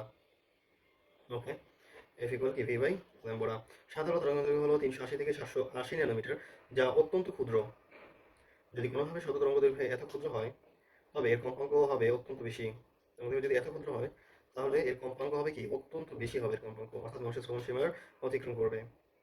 ফলে এটি মানবকর্মে শ্রবণ যোগ্য থাকবে না। প্রশ্নটার উত্তর কি হবে? কি ছিল যে শত তরঙ্গদৈর্ঘ্য সাদা আলো তরঙ্গদৈর্ঘ্যের সমান হবে। তার মানে কোন প্রশ্নের ভিতর দিয়ে কি নিয়ে যেতে পারে, এটাই হচ্ছে আসল যে কি হইতে পারে। তার মানে কি বুঝেছি যে সাদা আলো তরঙ্গদৈর্ঘ্য তোমার আগে জানা থাকতে হবে। সাদা আলো তরঙ্গদৈর্ঘ্য কত? যখন তুমি এটা জানো তখন তুমি বুঝবা, ও আচ্ছা, এটা তো ন্যানোমিটারে হয়। তো ওইটা উল্লেখটা করলে হচ্ছে তোমার মার্ক কাটা যাবে। তো উল্লেখ করতে হবে, এটা মুখস্থ রাখতে হবে যে সাদা আলো তরঙ্গদৈর্ঘ্য কত। এবং এটাও মাথায় থাকতে হবে যে আমাদের যদি তরঙ্গ দৈর্ঘ্য কমে, তার মানে কম্পাঙ্ক বেড়ে যাবে। উল্টা, তো কম্পাঙ্ক বাড়লে কি হবে? অনেক বেশি পরিমাণ হচ্ছে এই 20,000 হার্জ উপরে চলে যাবে কম্পাঙ্ক। তখন মানুষ এটা শুনবে না। এটাই হচ্ছে আসল প্রশ্নের উত্তর। এভাবে পেজ দিয়ে আসবে, তুমি যত বেশি পড়বে তত তাড়াতাড়ি সামনের দিকে আগাতে পারবে। যাই হোক, শব্দ সম্পর্কে আমরা মোটামুটি একটা ভালো আহ, ভালো পড়াশোনা করলাম। হ্যাঁ, আপাতত আর শব্দে থাকছি না। শব্দের মূল বৈশিষ্ট্যগুলো হচ্ছে আমরা আগামীকাল পড়বো। এই বৈশিষ্ট্যের মধ্যে হচ্ছে আর অনেক নানান কিছু রয়েছে। ডপলার প্রভাবটা পড়বো, ডপলার প্রভাবটা খুবই গুরুত্বপূর্ণ। শব্দ তরঙ্গের শোষণ পড়বো। নেক্সটে কম্পাঙ্ক তারের সূত্রটা পড়বো। এরপরে হচ্ছে আমরা মোটামুটি শব্দটাকে নেক্সট ক্লাসেই শেষ করে দিব ইনশাআল্লাহ। ওকে, তো শব্দের মূল বৈশিষ্ট্য থেকে আমরা নেক্সট দিন পড়ব। বিসিএস প্রিলিমিনারি ক্ষেত্রে যদি বলা হয় কোন টপিকে মার্ক তোলা মানে পরিশ্রম কম দিতে হয় বাট মার্ক বেশি পাওয়া যায়, তাহলে আমি বলবো হচ্ছে আমার কাছে লাগে অন্তত পক্ষে জিওগ্রাফি অর্থাৎ ভূগোল পরিবেশ এবং নৈতিকতা সুশাসন। এটা হচ্ছে পড়তে হয় কম বাট মার্ক বেশি তোলা সম্ভব বলে আমি মনে করি। দেখুন বইটা মাত্র কত চিকন, বইটা একদম চিকন, মাত্র 100 পেজের একটি বই। বাট এখান থেকে যদি আপনি ঠিকঠাকভাবে একটু ভালো মতো পড়তে পারেন, প্রায় হচ্ছে 20 মার্ক প্রশ্ন আসবে। তো 20-15 বেশি পাওয়া পসিবল, অর্থাৎ অন্যগুলো পড়ে যে পরিমাণ এফোর্ট দিতে হয়, এটা কম এফোর্ট দিয়ে বেশি মার্ক পাওয়া সম্ভব। যাই হোক, আমরা শুরু করি ভূগোল পরিবেশে। আজকের টপিকটা হচ্ছে বাংলাদেশের ভূপ্রকৃতি, সম্পদ ও নদ নদী সম্পর্কিত আমরা পড়বো। আপনারা শুনতে চাইলে সাথে থাকুন। কোন নদীটির উৎপত্তি স্থান বাংলাদেশ? আমরা হচ্ছে প্রথমে বিগত বছরে এই যে বাংলাদেশের ভূপ্রকৃতি, সম্পদ ও নদ নদী থেকে বিসিএস আসা প্রশ্নগুলো হচ্ছে আগে জানবো, এরপরে হচ্ছে আমরা মূলত পড়াটা শুরু করব। যাই হোক, চলুন শুরু করা যাক। কোন নদীটির উৎপত্তি স্থান বাংলাদেশে? হালদা। বাংলাদেশের পদ্মা ও যমুনা নদীর শাখা নদী কোনগুলো? পদ্মা ও যমুনা শাখা নদী অপশন দেওয়া ছিল, বাট এখানে ডিরেক্ট উত্তর লেখা আমি উত্তরই বলতেছি, গড়াই ও ধলেশ্বরী। বাংলাদেশের দীর্ঘতম নদী কোনটি? পদ্মা। কোন নদীর উৎপত্তি স্থান বাংলাদেশে? হালদা, 45তম বিসিএসে। ডাউকি ফল্ট বরাবর একটি প্রচণ্ড ভূমিকম্পের পর বাংলাদেশে কোন নদী তার গতিপথ পরিবর্তন করে? এটা আমরা সবাই জানি, ব্রহ্মপুত্র। ওকে, বাংলাদেশের কোন দ্বীপটি প্রবাল নামে খ্যাত? এটা তো সবাই জানি, 43তম বিসিএসে এসেছিল, সেন্ট মার্টিন। বাংলাদেশের কোথায় প্লাইস্টোসিনের সোপান দেখা যায়? কুমিল্লায়। কোনটি যমুনা নদী? তিস্তা। কোনটি যমুনার উপনদী? তিস্তা। বাংলাদেশের লবছড়া জাতীয় উদ্যান কী ধরনের বনভূমি? ক্রান্তীয় চিরহরিৎ, আধা চিরহরিৎ জাতীয়। নিচে কোনটি জলজ উদ্ভিদ নয়? গজারি। ভূতাত্ত্বিকভাবে বাংলাদেশের সবচেয়ে পুরাতন ভূমিরূপ গঠিত হয় কখন? টারশিয়ারি যুগে। নিচের কোন জেলাতে প্লাইস্টোসিন চত্বরভূমি রয়েছে? গাজীপুর। নিচের কোন ভৌগোলিক এলাকা রামসার সাইট হিসেবে স্বীকৃত? টাঙ্গুয়ার হাওর রামসার সাইট হিসেবে স্বীকৃত। বাংলাদেশের দীর্ঘতম নদী কোনটি? মেঘনা। বাংলাদেশের কোন অঞ্চল বেশি খরাপ্রবণ? উত্তর পশ্চিম অঞ্চল। বাংলাদেশের নিম্নলিখিত জেলাসমূহের মধ্যে কোন জেলায় নিচু ভূমির পরিমাণ বেশি? কিশোরগঞ্জ। অবস্থান অনুসারে বাংলাদেশে টারশিয়ারি পাহাড়কে কত ভাগে ভাগ করা হয়েছে? 2 ভাগে। ওই যে উত্তর পূর্বাঞ্চল আর দক্ষিণ পূর্বাঞ্চল, সিলেট, সুনামগঞ্জ, সিলেট, এগুলো হচ্ছে উত্তর পূর্বাঞ্চল। আর হচ্ছে দক্ষিণ পূর্বাঞ্চল রয়েছে চট্টগ্রাম, খাগড়াছড়ি, রাঙামাটি, বান্দরবান ইত্যাদি। ওকে, তো সুন্দরবনে কত শতাংশ বাংলাদেশের ভৌগোলিক সীমানার মধ্যে পড়ে? 62%। আর সুন্দরবনে বাঘ গণনায় ব্যবহৃত হয় কি? পাগমার্ক। ওকে, বাংলাদেশের ভূ-প্রকৃতি সম্পর্কে হচ্ছে আমরা মূলত এখন পড়া শুরু করব। ভূ-প্রকৃতিগতভাবে বাংলাদেশ ৩ ভাগে ভাগ করা যায়। টারশিয়ারি যুগের পাহাড়সমূহ, প্লাইস্টোসিন কালের সোপানসমূহ, সাম্প্রতিককালের প্লাবন সমভূমি। আপনি বাংলাদেশের বিশ্ব পরিচয়ে যখন প্রিলিমিনারি বা রিটেন প্রস্তুতি নিবেন, সেখানে কিন্তু এই বিষয়গুলো গুরুত্বপূর্ণ। আপনি যখন এই ভূগোল থেকে এই বিষয়গুলো আবার পড়বেন, তখন বিষয় আপনার রিভিশন হয়ে যাবে। সুতরাং হচ্ছে মোটামুটি অনেকটাই সেম টু সেম আরকি। অর্থাৎ আপনার এইখানকার যে তথ্যগুলো, ভূগোল পরিবেশের তথ্যগুলো আপনার বিসিএস রিটেন অর্থাৎ বাংলাদেশ অ্যাফেয়ার্সে খুবই হেল্পফুল হবে, মানে খুবই হেল্প করবে। টারশিয়ারি যুগের পাহাড়সমূহকে অন্তর্ভুক্ত অঞ্চলসমূহ বাংলাদেশের দক্ষিণ পূর্ব, উত্তর এবং উত্তর পূর্বাঞ্চলের পাহাড়গুলো এই শ্রেণীর অন্তর্গত। এগুলো মূলত হিমালয় পর্বত যখন তৈরি হচ্ছিল, সেই সময়ে সেই একই সময় টারশিয়ারি যুগে গঠিত হয়েছে। পাহাড়গুলোর উৎপত্তিস্থল এই পাহাড়গুলো মূলত ভারতের আসামের লুসাই পাহাড় এবং মিয়ানমারের আরাকান পাহাড়ের অংশ বা সমগোত্রীয়। পাহাড়সমূহ বিভাগ দুই ভাগে বিভক্ত। বাংলাদেশের পাহাড়গুলো অবস্থান দুইটি প্রধান ভাগে বিভক্ত। এক হচ্ছে দক্ষিণ পূর্বাঞ্চলের পাহাড়সমূহ, আরেকটা হচ্ছে উত্তর ও উত্তর পূর্বাঞ্চলের পাহাড়সমূহ, যেটা আমি মাত্রই বললাম। অন্তর্ভুক্ত জেলা হচ্ছে রাঙ্গামাটি, বান্দরবান, খাগড়াছড়ি, চট্টগ্রাম, কক্সবাজার জেলা অংশবিশেষ, যেটা দক্ষিণ ও দক্ষিণ পূর্বাঞ্চলে। বৈশিষ্ট্য, এই পাহাড়গুলো অধিক উচ্চতা বিশিষ্ট হয়। বাংলাদেশের সর্বোচ্চ শৃঙ্গগুলো এখানে অবস্থিত। পাহাড়ের গড় উচ্চতা 610 মিটার। আর পাহাড় সাকা হাফং আর হচ্ছে বেসরকারি হিসেবে সর্বোচ্চ নাম হচ্ছে সাফা হাফং, মোতকটং, দুইটা নাম এটার। আর হচ্ছে কিওক্রাডং, চিম্বুক পাহাড়, তাজিংডং বিজয়। ওকে, বেসরকারি হিসেবে সর্বোচ্চ কিন্তু কি সাকা হাফং, ওকে, বা মোতকটং। ওকে, তাজিংডং বিজয়। সরকারি হিসেবে বাংলাদেশের সর্বোচ্চ পর্বত পূর্বে ছিল কিওক্রাডং, আর তাজিং হচ্ছে গহীন অরণ্যের পাহাড়, গহীন অরণ্যের পাহাড়। এর সরকারি হিসেবে তাজিংডং আর বেসরকারি হিসেবে সাকা হাফং। ওকে, অবস্থান হচ্ছে কোথায়? অবস্থান হচ্ছে বান্দরবনের রুমা। যাই হোক, উচ্চ হচ্ছে মাধ্যমিক ভূগোলে এর উচ্চতা 1280, আর পর্যটন কর্পোরেশনের হিসেবে এটার উচ্চতা 1372 ফুট হিসাবে 4039 ফুট মাধ্যমিক ভূগোলের বই অনুযায়ী, আর পর্যটন কর্পোরেশন অনুযায়ী 4500 ফুট। চিম্বুক পাহাড় অবস্থান বান্দরবানে, বসবাস করে মারমা উপজাতি, আর বাংলার দার্জিলিং নামে পরিচিত পাহাড়ের রানী চিম্বুক পাহাড়। উত্তর উত্তরাঞ্চল পাহাড়সমূহের মধ্যে রয়েছে ময়মনসিংহ, নেত্রকোনা জেলার উত্তরাংশ, সিলেট জেলার উত্তর ও উত্তর পূর্বাংশ, মৌলভীবাজার, হবিগঞ্জ জেলার দক্ষিণাঞ্চল। বৈশিষ্ট্য, এই পাহাড়গুলোর উচ্চতা কম, তাই এদের স্থায়ীভাবে টিলা বলা হয়। গড় উচ্চতা 244 মিটারের বেশি নয়। পাহাড় গারো, খাসিয়া পাহাড়, জয়ন্তিয়া, চিকনাগুল। ওকে, এটা কিন্তু উত্তর পূর্বাঞ্চলের পাহাড়। যাই হোক, এরপর রয়েছে গারো পাহাড় সম্পর্কে আমরা একটু জানি। আয়তন হচ্ছে 8167 বর্গ কিলোমিটার। গারো পাহাড়ের আয়তন হচ্ছে 8167 বর্গ কিলোমিটার। উচ্চতম শৃঙ্গ নকরেক নামে পরিচিত। বসবাস করে মাতৃতান্ত্রিক গারো পরিবার। সো গারো পাহাড়ে গারো পরিবার বসবাস করে। আর আমরা একটু আগে যে দেখলাম চিম্বুক পাহাড়, এখানে মারমা উপজাতিরা বসবাস করে। একসাথে টারশিয়ারি যুগের পাহাড়সমূহ যদি আমরা আবার একটু মানে অ্যানালাইসিস করি, তাহলে তো বলতে পারবো যে এটার পর আসামের লুসাই এবং মায়ানমার আরাকান পাহাড়ের সমগোত্রীয়। বেলেপাথর, শেল ও কর্দম দ্বারা গঠিত এই পাহাড়গুলো। দক্ষিণ পূর্বাঞ্চলের পাহাড়সমূহ রাঙ্গামাটি, বান্দরবান, খাগড়াছড়ি, কক্সবাজার, চট্টগ্রাম। আর হচ্ছে এর পাহাড়ের গড় উচ্চতা 610 মিটার। বান্দরবান একটি শৃঙ্গের নাম তাজিংডং, যার উচ্চতা 1280 মিটার। এটি বাংলাদেশের সর্বোচ্চ শৃঙ্গ। আর উত্তর পূর্বাঞ্চলের পাহাড়সমূহ রয়েছে ময়মনসিংহ, নেত্রকোনা জেলার উত্তরাংশ, সিলেট জেলার উত্তর পূর্বাংশ এবং মৌলভীবাজার ও হবিগঞ্জ জেলার দক্ষিণাঞ্চল। গড় উচ্চতা 244 মিটার বেশি না। উত্তরের পাহাড়গুলো স্থায়ীভাবে টি নামে পরিচিত। এগুলোর উচ্চতা 30 থেকে 90 মিটার। প্লাইস্টোসিন কালের সোপানসমূহ বা চত্বরভূমি। অন্তর্ভুক্ত অঞ্চল: উত্তর পশ্চিমাঞ্চলে বরেন্দ্রভূমি, মধ্যভাগের মধুপুর ভাওয়ালের গড় এবং কুমিল্লার লালমাই পাহাড়। এই ভূমি সব জায়গার মাটি লাল ও ধূসর বর্ণের। প্লাইস্টোসিন সময়কাল আনুমানিক 25,000 বছর পূর্বে। তিনটি অঞ্চলে বিভক্ত: রাজশাহী ও রংপুরের বরেন্দ্রভূমি, টাঙ্গাইলের মধুপুর, গাজীপুরের ভাওয়ালের গড়, কুমিল্লার লালমাই পাহাড়। প্লাইস্টোসিনের যে সোপানসমূহ বা চত্বরভূমি, উত্তর পশ্চিমাংশের বরেন্দ্রভূমি, মধ্যভাগের মধুপুর ভাওয়ালের গড় এবং কুমিল্লার লালমাই পাহাড়। এই ভূমি সব জায়গায় মাটি লাল ও ধূসর বর্ণের। প্লাইস্টোসিন সময়কাল হচ্ছে আনুমানিক 25,000 বছর পূর্বে। তিনটি অঞ্চলে বিভক্ত, এটা তো বললামই। অবস্থান: রাজশাহী, রংপুর, বগুড়া, দিনাজপুর। এই প্লাইস্টোসিন সময়সমূহ আয়তন 9320 বর্গ কিলোমিটার, আর উচ্চতা 6 থেকে 12 মিটার। টাঙ্গাইলের মধুপুর বা গাজীপুরের ভাওয়ালের গড়, ভাওয়ালের গড় অবস্থান হচ্ছে ময়মনসিংহে, 4100 বর্গ কিলোমিটার, উচ্চতা 30 মিটার। ওকে, এটা হচ্ছে 4103 বর্গ কিলোমিটার, উচ্চতা 30 মিটার। আর কুমিল্লা লালমাই পাহাড় 34 বর্গ কিলোমিটার। কুমিল্লা শহর থেকে দূরত্ব হচ্ছে 8 কিলোমিটার, উচ্চতা 21 মিটার। একসাথে প্লাস্টিকের সময়সমূহ যদি আমরা বলি, তাহলে হচ্ছে এটি যা বললাম তাই। যে সাম্প্রতিককালের প্লাবনসমূহ জানি। মোট আয়তন হচ্ছে বাংলাদেশের প্রায় 1,24,266 বর্গ কিলোমিটার এলাকা জুড়ে এই সমভূমি বিস্তৃত। এটি বাংলাদেশের মোট ভূভাগের প্রায় 80%। ভূমির বৈশিষ্ট্য: এই অঞ্চলের ভূমি অত্যন্ত উর্বর, পলিমাটি দ্বারা গঠিত হওয়ায় এখানে কৃষিকাজ খুব ভালো হয়। সমভূমি অঞ্চলের বিশেষ বিভাগসমূহ: এই সমভূমিকে কয়েকটি প্রধান উপবিভাগে ভাগ করা হয়। সাম্প্রতিককালের প্লাবন সমভূমি হচ্ছে মোট আয়তন বাংলাদেশের প্রায় 1,24,266 বর্গ কিলোমিটার এলাকা জুড়ে এই সমভূমি বিস্তৃত। 1,24,266। এটি বাংলাদেশের মোট ভূভাগের প্রায় 80%। ভূমির বৈশিষ্ট্য: এই অঞ্চলে ভূমি অত্যন্ত উর্বর, পলিমাটি দ্বারা গঠিত হওয়ায় এখানে কৃষিকাজ খুব ভালো হয়। সমভূমি অঞ্চলের বিশেষ বিভাগসমূহ: এই সমভূমিকে কয়েকটি প্রধান উপবিভাগে ভাগ করা যায়। উপকূলীয় সমভূমি অঞ্চল স্রোত সমভূমি অঞ্চল। উপকূলীয় সমভূমি অঞ্চল কি অবস্থান: নোয়াখালী ও ফেনী নদীর নিম্নভাগ থেকে শুরু করে চট্টগ্রাম, কক্সবাজার পর্যন্ত এই অঞ্চল বিস্তৃত উপকূলীয় সমভূমি অঞ্চল। আর স্রোত সমভূমি অঞ্চল হচ্ছে খুলনা, পটুয়াখালী, বরগুনা জেলার কিছু অংশ নিয়ে এই অঞ্চল গঠিত। ওকে, বিশেষ সমভূমি অঞ্চল প্রধান উপভূমি। যাই হোক, জোয়ার ভাটার প্রভাবে এই সমভূমি গঠিত হয়েছে এবং এখানে লোনা পানির প্রভাব দেখা যায়। সুন্দরবন এলাকাটিও এই সমভূমির অন্তর্ভুক্ত। একসাথে সাম্প্রতিককালের প্লাবন সমভূমি পাদদেশীয় সমভূমির অন্তর্গত। আর বন্যা প্লাবন সমভূমি: রংপুর ও দিনাজপুর, একসাথে সাম্প্রতিক কালের পর্বতভূমি রংপুর, দিনাজপুর, ঢাকা, জামালপুর, নোয়াখালী, সিলেট, বদ্বীপ অঞ্চলে রয়েছে হচ্ছে ফরিদপুর, কুষ্টিয়া, যশোর, খুলনা, ঢাকা অঞ্চল অংশ বিশেষ উপকূলীয় সমভূমি নদী, নোয়াখালী, ফেনী ও নদীর নিম্নভাগ থেকে কক্সবাজার পর্যন্ত। তথ্য সমতল থেকে দিনাজপুর উচ্চতা 37 মিটার, বগুড়ার উচ্চতা 20 মিটার, ময়মনসিংহ উচ্চতা 18 মিটার, নারায়ণগঞ্জ ও যশোর উচ্চতা 8 মিটার। যাই হোক, সমুদ্র সমতল থেকে বিভিন্ন জেলার উচ্চতা যদি যায়, দিনাজপুর 37, বগুড়া 20, ময়মনসিংহ 18, নারায়ণগঞ্জ 8। বাংলাদেশের পাহাড় বা পর্বত অবস্থান: চট্টগ্রাম, বান্দরবান, খাগড়াছড়ি, কক্সবাজার, সিলেট, মৌলভীবাজার, ময়মনসিংহ, কুমিল্লা, লালমাইয়ে। বাংলাদেশের পাহাড়সমূহ ভাঁজ বা ভঙ্গির পর্বত শ্রেণীর, গঠিত হয় টারশিয়ারি যুগে, প্লাইস্টোসিন যুগের পাহাড় স্থল গারো ও লালমাই পাহাড়। গারো পাহাড় অবস্থিত শেরপুর ও ময়মনসিংহে, বাংলাদেশের সবচেয়ে উঁচু ও বৃহত্তম গারো পাহাড়। লালমাই রয়েছে কুমিল্লা, এই প্লাইস্টোসিন যুগে গঠিত হয়, অপর নাম রোহিতগিরি। চন্দ্রনাথ, চট্টগ্রাম, হিন্দুদের তীর্থস্থান, গরম পানির ঝর্ণা রয়েছে এখানে। কুলাউড়া, মৌলভীবাজার, এই পাহাড়ে ইউরেনিয়াম পাওয়া গিয়েছে। কুলাউড়া, মৌলভীবাজার, এই পাহাড়ে ইউরেনিয়াম পাওয়া গিয়েছে। কুলাউড়া মনে থাকে না, কুলাউড়া পাহাড় যেটা মৌলভীবাজার অবস্থিত।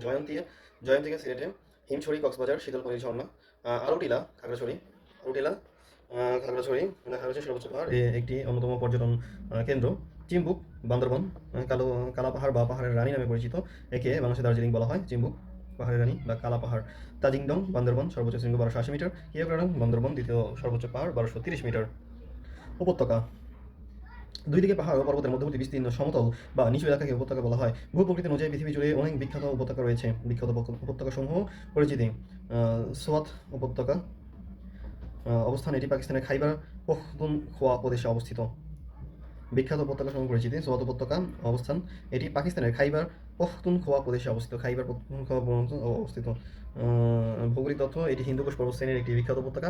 হিন্দুকুশ পর্বতশ্রেণীর একটি বিখ্যাত উপত্যকা। এর প্রাকৃতিক সৌন্দর্যের কারণে একে অনেক সময় প্রাচ্যের সুইজারল্যান্ড বলা হয়। ওকে। ডেথ ভ্যালি বা মৃত্যু উপত্যকা অবস্থান কোথায়? এটি মার্কিন যুক্তরাষ্ট্রের ক্যালিফোর্নিয়া অঙ্গরাজ্যের পূর্ব দিকে অবস্থিত। এই ডেথ ভ্যালি বা মৃত্যু উপত্যকাটা কোথায়? মৃত্যু বোঝাই যাচ্ছে ডেথ ভ্যালি, তার মানে এটা খুবই ভয়ঙ্কর জায়গা, যে মৃত্যু নিশ্চিত। এটি মার্কিন যুক্তরাষ্ট্রের ক্যালিফোর্নিয়া অঙ্গরাজ্যের পূর্ব দিকে অবস্থিত। বৈশিষ্ট্য কি? এটি উত্তর আমেরিকার সবচেয়ে নিম্নতম, শুষ্কতম এবং উত্তপ্ত অঞ্চল হিসেবে পরিচিত। চরম ভয়াবহ আবহাওয়ার কারণে এর নাম দেওয়া হয়েছে মৃত্যু উপত্যকা। এটা হচ্ছে সবচেয়ে নিম্নতম, শুষ্কতম ও উত্তপ্ত অঞ্চল। এটা হচ্ছে কি? সবচেয়ে নিম্নতম, শুষ্কতম আর উত্তপ্ত অঞ্চল কোথায় অবস্থিত? যুক্তরাষ্ট্রের ক্যালিফোর্নিয়াতে। ওকে। আর হিন্দুকুশ পর্বতশ্রেণীর উপত্যকা তো বললামই, এটা হচ্ছে খাইবার পখতুনখোয়া। এটা হচ্ছে সোয়াত উপত্যকা, বিখ্যাত উপত্যকা। এটা পাকিস্তানে অবস্থিত। কোথায়? খাইবার পখতুনখোয়া, পাকিস্তানে অবস্থিত। এটাকে প্রাচ্যের সুইজারল্যান্ড পর্যন্ত বলা হয়ে থাকে। কি বলা হয়ে থাকে? প্রাচ্যের সুইজারল্যান্ড। বাংলাদেশের উপত্যকার মধ্যে রয়েছে হালদা ভ্যালি, এটা খাগড়াছড়িতে অবস্থিত। Birishiri valley, Moulvibazar. Napitkhali valley, Cox's Bazar. Sangu valley, Chattogram. Bhengi valley, Kaptai, Rangamati. Mainimukhi ও সাজেক, রাঙামাটি। ওকে। তো সাজেক কি? এটা হচ্ছে ওই যে উপত্যকা ভ্যালি। ক্লিয়ার? আচ্ছা, ঠিক আছে। তাহলে হচ্ছে আমরা পরবর্তী বিষয়ে যাই। বাংলাদেশের বন সম্পদ। উদ্ভিদের বৈশিষ্ট্য অনুসারে বাংলাদেশের বনভূমিকে 3 ভাগে ভাগ করা যায়: ক্রান্তীয় চিরহরিৎ, পতনশীল বৃক্ষের বনভূমি, ক্রান্তীয় পতনশীল বৃক্ষের বনভূমি, স্রোতজ বনভূমি বা সুন্দরবন।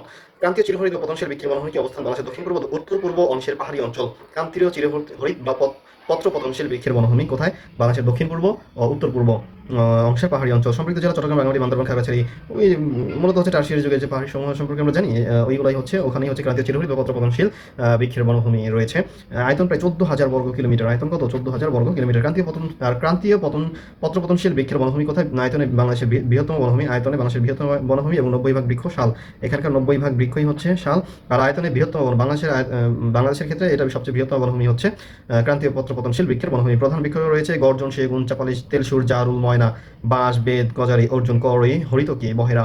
তবে 90% হচ্ছে শাল। অবস্থান: গাজীপুর, টাঙ্গাইল, ময়মনসিংহ, শেরপুর, রংপুর, দিনাজপুর, নওগাঁ, পঞ্চগড়, ঠাকুরগাঁও, কুমিল্লা।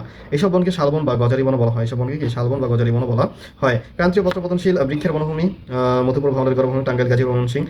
শাল গাছ কাটার পর গাছের গোড়া বা মাথা থেকে চারা গজিয়ে নতুন গাছ জন্মায়। এর জন্য হচ্ছে এটা কি? বারবার হচ্ছে হতেই থাকে। বরেন্দ্রভূমি: রংপুর, দিনাজপুর, নওগাঁ, রাজশাহী, পাবনা। সমুদ্রপৃষ্ঠ থেকে 15 মিটার উঁচু। লালমাই অঞ্চল, কুমিল্লা। বৃক্ষের বনভূমি যে অঞ্চলগুলো আছে। যাই হোক, স্রোতজ বনভূমি অবস্থান বাংলাদেশের উপকূলীয় অঞ্চলে। বৈশিষ্ট্য: জোয়ারে লোনা পানিতে ডুবে যায় বলে এই গাছপালার মাঝে বিশেষ ধরনের অভিযোজন হিসেবে শ্বাসমূল, ফেসমূল এবং জলবায়ুর অঙ্কুরোদ্গমন দেখা যায়। প্রধান বৃক্ষ রয়েছে এখানকার সুন্দরী। প্রধান বৃক্ষের নাম হচ্ছে সুন্দরী। অন্যান্য বৃক্ষ: পশুর, গেওয়া, কেওড়া, কাঁকড়া, বাইন, ধুন্দর ইত্যাদি। এখানে কিন্তু কাঁকড়া দেখছেন, কাঁকড়া কিন্তু এটা গাছের নাম, বৃক্ষের নাম। বাংলাদেশে ম্যানগ্রোভ বন আবার দুই প্রকার, প্রাকৃতিক ম্যানগ্রোভ বন সুন্দরবন আর উপকূলীয় বনায়ন। সুন্দরবন বাংলাদেশের জাতীয় বন হচ্ছে সুন্দরবন। মোট আয়তন 10,000 বর্গ কিলোমিটার, বাংলাদেশের অংশে রয়েছে 6,017 বর্গ কিলোমিটার বা 2400 মাইল অর্থাৎ 62%। ভৌগোলিক অবস্থান হচ্ছে 89.5 ডিগ্রি পূর্ব দ্রাঘিমাংশ থেকে 21.57 ডিগ্রি উত্তর অক্ষাংশের মধ্যে। ভৌগোলিক অবস্থানটাকে 89.5 ডিগ্রি পূর্ব দ্রাঘিমাংশ থেকে 21.57 ডিগ্রি উত্তর অক্ষাংশের মধ্যে। যদি সুন্দরবন নিয়ে যে কোনো প্রশ্নে যে কোনোভাবে যদি আসে রিটেন পরীক্ষায়, তখন কিন্তু এই বিষয়টা যদি উল্লেখ করা যায়, আপনার লেখার মানটা খুবই হাই প্রোফাইলে চলে যাবে। ওকে, যাই হোক, পৃথিবীর বৃহত্তম ম্যানগ্রোভ বন সুন্দরবন। বাংলাদেশের ফুসফুস বলা হয় সুন্দরবনকে, আর পৃথিবীর ফুসফুস বলা হয় কাকে? অ্যামাজনকে। ওকে, 3টি অভয়ারণ্য অঞ্চল হচ্ছে কি হিরন পয়েন্ট, কাটকা, আলকি দ্বীপ। ওকে, 3টি অভয়ারণ্য অঞ্চল। আর হচ্ছে এটা সুন্দরবন অপর নাম হচ্ছে বাংলাদেশের বাদা বন, উপকূলীয় বন জাফর পয়েন্ট। ওকে, এটা কিন্তু মোটামুটি বাদা বন খুবই গুরুত্বপূর্ণ, উপকূলীয় বন বা আরেকটা আছে জাফর পয়েন্ট। যাই হোক, 3টি অভয়ারণ্য অঞ্চল হচ্ছে হিরন পয়েন্ট, কাটকা, আলকি দ্বীপ, সরি। ওকে, 2টি প্রজাতির হরিণ দেখা যায়, মায়া আর চিত্রা। সুন্দরবনের বাঘ গণনার পদ্ধতি হচ্ছে পাকমার্ক, গুরুত্বপূর্ণ একটি পয়েন্ট। বাংলাদেশে বিস্তৃত 5টি জেলায়, 5টি জেলা হচ্ছে সুন্দরবন রয়েছে, বাগেরহাট, খুলনা, সাতক্ষীরা, বরগুনা, পটুয়াখালী। পরিবেশগত যে শঙ্করাপন এলাকা ঘোষণা হয় 1999 সালে। পরিবেশগত শঙ্করাপন এলাকা ঘোষণা হয় 1999 সালে। এটা কিন্তু খুবই গুরুত্বপূর্ণ। ওকে, কৃত্রিম ম্যানগ্রোভ রয়েছে কক্সবাজার, নোয়াখালী ও ভোলাতে। কৃত্রিম ম্যানগ্রোভ রয়েছে কক্সবাজার, নোয়াখালী ও ভোলাতে। বিশ্ব ঐতিহ্য তালিকায় স্থান পায় ইউনেস্কো কর্তৃক 6 ডিসেম্বর 1997 সালে। এটাও খুবই গুরুত্বপূর্ণ। ইউনেস্কো কর্তৃক হচ্ছে বিশ্ব ঐতিহ্য তালিকায় কবে এটা হচ্ছে স্থান পায়? 6 ডিসেম্বর 1997। ওকে, এটা হচ্ছে 798তম বিশ্ব ঐতিহ্য তালিকায় স্থান পায়। ওকে, বিশ্বের প্রাকৃতিক সপ্তাহাশ্চর্যের অবস্থান, 14তম সপ্তাহাশ্চর্য অবস্থান রয়েছে 14তম। রামসার সাইট হিসেবে স্বীকৃতি পায় 21 মে 1992, রামসার সাইট হিসেবে স্বীকৃত। বিশ্ব ঐতিহ্য এলাকা ঘোষণা করা হয় 6 ডিসেম্বর 1997, এটি একটু বললাম। ওকে, 6 ডিসেম্বর 1997। জলাভূমির বন, সিলেট, সুনামগঞ্জ অঞ্চল, হাওর ও বিল জুড়ে এই ধরনের বনভূমি দেখা যায়। জলাভূমির অঞ্চল সিলেট, সুনামগঞ্জ অঞ্চলে হাওর ও বিল জুড়ে এই ধরনের বনভূমি দেখা যায়। উল্লেখযোগ্য বৃক্ষ রয়েছে হিজল, করচ, পিটালি, বোরন। হিজল, করচ, পিটালি, বোরন ইত্যাদি। ওকে, সো সিলেটের রাতারগুল বনাঞ্চল হচ্ছে একটা অন্যতম উদাহরণ। রাতারগুল জলাবন সম্পর্কে একটু জানি। বাংলাদেশের একমাত্র জলাবন বা সোয়াম্প ফরেস্ট রাতারগুল, একমাত্র জলাবন। ওকে, সিলেটের সুন্দরবন ও বাংলার অ্যামাজন নামে পরিচিত। সিলেটের সুন্দরবন ও বাংলার অ্যামাজন নামে পরিচিত হচ্ছে রাতারগুল। রাতারগুল হচ্ছে আমরা ভিজিট করে এসেছিলাম, জায়গাটা আসলে খুব সুন্দর। যখন শুকনো দিন তখন ভালো লাগে, বর্ষাকালও আশা করি ভালোই লাগবে। খুবই সুন্দর আর কি, অ্যামাজন একটা ফিল পাওয়া যায় বা সুন্দরবন একটা ফিল পাওয়া যায়। সবাইকে যাওয়ার জন্য অনুরোধ রইল। অবস্থান হচ্ছে গোয়াইন নদী, ফতেহপুর, গোয়াইনঘাট, সিলেট। আয়তন 3325.61 একর। আয়তন হচ্ছে 3325.61 একর। ভালোই একটা আয়তন, 3325 একর। বন্যপ্রাণীর অভয়ারণ্য ঘোষণা 1973 সালে একটা বন্যপ্রাণীর অভয়ারণ্য ঘোষণা করা হয়। বন্যপ্রাণী এলাকার আয়তন 504 একর। সিলেট থেকে দূরত্ব 26 কিলোমিটার। এক নজর বাংলাদেশের বনভূমির অবস্থান। চকরিয়া বনাঞ্চল রয়েছে কক্সবাজার, মধুপুর বনাঞ্চল টাঙ্গাইল, গাজীপুর ও ময়মনসিংহ, ভাওয়াল বনাঞ্চল গাজীপুর, সিলেট বনাঞ্চল সিলেট, উপকূলীয় বনভূমি খুলনা, পটুয়াখালী জেলার অংশবিশেষ, চিরহরিৎ বনাঞ্চল পার্বত্য চট্টগ্রাম। চকরিয়া বনাঞ্চল এই একটাই কিন্তু সেদিন আমার সাথে মিল নেই, এটা হচ্ছে আমাদের একটু মনে রাখতে হবে। বাকিগুলো কিন্তু হচ্ছে ওই বনাঞ্চলের নাম উল্লেখ করলে এই জায়গার নাম এমনি মনে পড়ে যায়। ওকে, যাই হোক, সাফারি পার্ক বন্যপ্রাণীর জন্য এমন একটি উন্মুক্ত ক্ষেত্র যেখানে প্রাণীরা খোলামেলাভাবে বিচরণ করতে পারে। কৃত্রিমভাবে তৈরি প্রাকৃতিক অভয়ারণ্য বাংলাদেশের প্রথম safari park Bangabandhu Sheikh Mujib safari park, Dulahazra, Cox's Bazar 1900। এছাড়া রয়েছে Dulahazra, Cox's Bazar. Okay, fine. Eco park জীব বৈচিত্র্য সংরক্ষণে প্রাণীগুলোর অভয়ারণ্য গড়ে তোলার জন্য বোটানিক্যাল গার্ডেন ও চিত্তবিনোদনের জন্য নির্মিত পার্ক। মানুষকে প্রকৃতির নিকট নিয়ে আসা হুমকির সম্মুখীন ও বিলুপ্ত প্রায় প্রাণী সমূহের সংরক্ষণ করা হয় ইকো পার্কে। বাংলাদেশের প্রথম ইকো পার্ক হচ্ছে সীতাকুণ্ড, চট্টগ্রাম। নিকট নিয়ে আসা হুমকির সম্মুখীন ও বিলুপ্ত প্রায় প্রাণী সমূহের সংরক্ষণ করা ইকো পার্ক। ওকে, কিছু গুরুত্বপূর্ণ উদ্যান ও এর অবস্থান। উদ্যান লবছড়া জাতীয় উদ্যান, সাতছড়ি জাতীয় উদ্যান, হিমছড়ি জাতীয় উদ্যান। অবস্থান মৌলভীবাজারের কমলগঞ্জ উপজেলা, হবিগঞ্জের চুনারুঘাট, কক্সবাজারের হিমছড়িতে। কিছু গুরুত্বপূর্ণ উদ্যান ও এর অবস্থান। উদ্যান হচ্ছে লাবছড়া জাতীয় উদ্যান, রয়েছে মৌলভীবাজার কমলগঞ্জ উপজেলায়। এটা গিয়েছিলাম আমরা। আসলে জায়গাটা মানে হচ্ছে অনেক কিছু হচ্ছে প্রাকৃতিকভাবে মানে কৃত্রিমভাবে লাগানো হয়েছে নতুন করে, বাট প্রাকৃতিক অনেক বিষয় রয়েছে। 100-150 বছর পুরনো গাছপালা সেখানে রয়েছে, কিছু প্রাণীও রয়েছে। আপনি গেলে হচ্ছে সেখানে মানে অন্ততপক্ষে বানর, বাদুড় টাইপ ইত্যাদি পাখি দেখতে পাবেন। কোনো কোনো ক্ষেত্রে দেখার সুযোগ হয়ে উঠবে। সেটা হচ্ছে মোটামুটি একটু ভয়ানক, যদি একা একা বা দুইজন তিনজন যান সে অনেক বেশি ভালো একটা ফিল করবেন। যাই হোক, সাতছড়ি জাতীয় উদ্যান, হবিগঞ্জের চুনারুঘাট, হিমছড়ি জাতীয় উদ্যান, কক্সবাজারের হিমছড়িতে। ওকে, পরিবেশগত সংকটাপন্ন এলাকা। পরিবেশগত সংকটাপন্ন এলাকা বলতে মানুষের বিভিন্ন কর্মকাণ্ডের ফলে ক্ষতিগ্রস্ত বা হতে পারে এমন ঝুঁকিপূর্ণ এলাকা। পরিবেশগত সংকটাপন্ন এলাকা, ইকোলজিক্যাল ক্রিটিক্যাল এরিয়া। পরিবেশগত সংকটাপন্ন এলাকা বলতে মানুষের বিভিন্ন কর্মকাণ্ডের ফলে ক্ষতিগ্রস্ত হতে পারে এমন ঝুঁকিপূর্ণ এলাকা। বাংলাদেশের পরিবেশ সংরক্ষণ আইন 1995 এর মাধ্যমে ঘোষিত হয় পরিবেশগত সংকটাপন্ন এলাকা। বাংলাদেশ পরিবেশগত আইন 1995। এর পর্যন্ত বাংলাদেশের 13টি এলাকাকে পরিবেশগত এলাকা সংরক্ষণ হিসেবে ঘোষণা করা হয়েছে। এর মধ্যে 13টি যে এলাকা পরিবেশগত সংকটাপন্ন এলাকা বা ইকোলজিক্যাল ক্রিটিক্যাল এরিয়া হিসেবে ঘোষণা করা হয়েছে যে 13টিকে, সেটা হচ্ছে সুন্দরবন, কক্সবাজার টেকনাফ সমুদ্র সৈকত, সেন্ট মার্টিন দ্বীপ, সোনাদিয়া দ্বীপ, হাকালুকুই হাওর, টাঙ্গুয়ার হাওর, মারজাত বাওর, গুলশান বাড়িধারা লেক, বুড়িগঙ্গা নদী, তুরাগ নদী, বালু নদী, শীতলক্ষা নদী, জাফলং ডাউকি নদী। গুরুত্বপূর্ণ তথ্যকণিকা। বনভূমি ও পরিবেশের পরিসংখ্যান। প্রয়োজনীয় বনভূমি পরিবেশের ভারসাম্য রক্ষায় দেশের মোট আয়তনের 25% বনভূমি প্রয়োজন। প্রয়োজনীয় বনভূমি পরিবেশের ভারসাম্য রক্ষায় দেশের মোট আয়তনের 25% বনভূমি প্রয়োজন। সরকারি হিসেবে বাংলাদেশে বর্তমান বনভূমির পরিমাণ 15.58% বা 23 লক্ষ হেক্টর। যত দিন যাচ্ছে এই বনভূমির পরিমাণ দিন দিন কমতেছে। আমি হচ্ছে মনে হয় সর্বশেষ ছোটো সময় হচ্ছে আমি পড়েছিলাম 17% বা সামথিং বেশি আর কি বনভূমি রয়েছে, বাট সেটা কমতে কমতে কিন্তু এখন বনভূমির পরিমাণ 15.5-তে নেমে এসেছে, যেটা আমাদের বাংলাদেশের জন্য খুবই ভয়ানক অবস্থা সৃষ্টি করতে পারে সামনের দিনগুলোতে। আমার মতে সরকারের উচিত অন্তত ঢাকা শহর থেকে শুরু করে প্রতিটা হচ্ছে যে জমির মালিক রয়েছে, প্রতিটা জমির মালিকে হচ্ছে তার জমির পরিমাণ অনুযায়ী একটি নির্দিষ্ট পরিমাণ গাছ যত তার জমিতে থাকে, অর্থাৎ সে যতটুকু জমির মালিক সেই জমির মালিকানা হিসেবে শতাংশ প্রতি একটা নির্দিষ্ট পরিমাণ গাছ বা শতাংশ প্রতি একটা গাছ বা শতাংশ প্রতি দুইটা গাছ যেন তার ওই জমিতে থাকে, এরকম একটা প্ল্যানিং তার করে দেওয়া উচিত।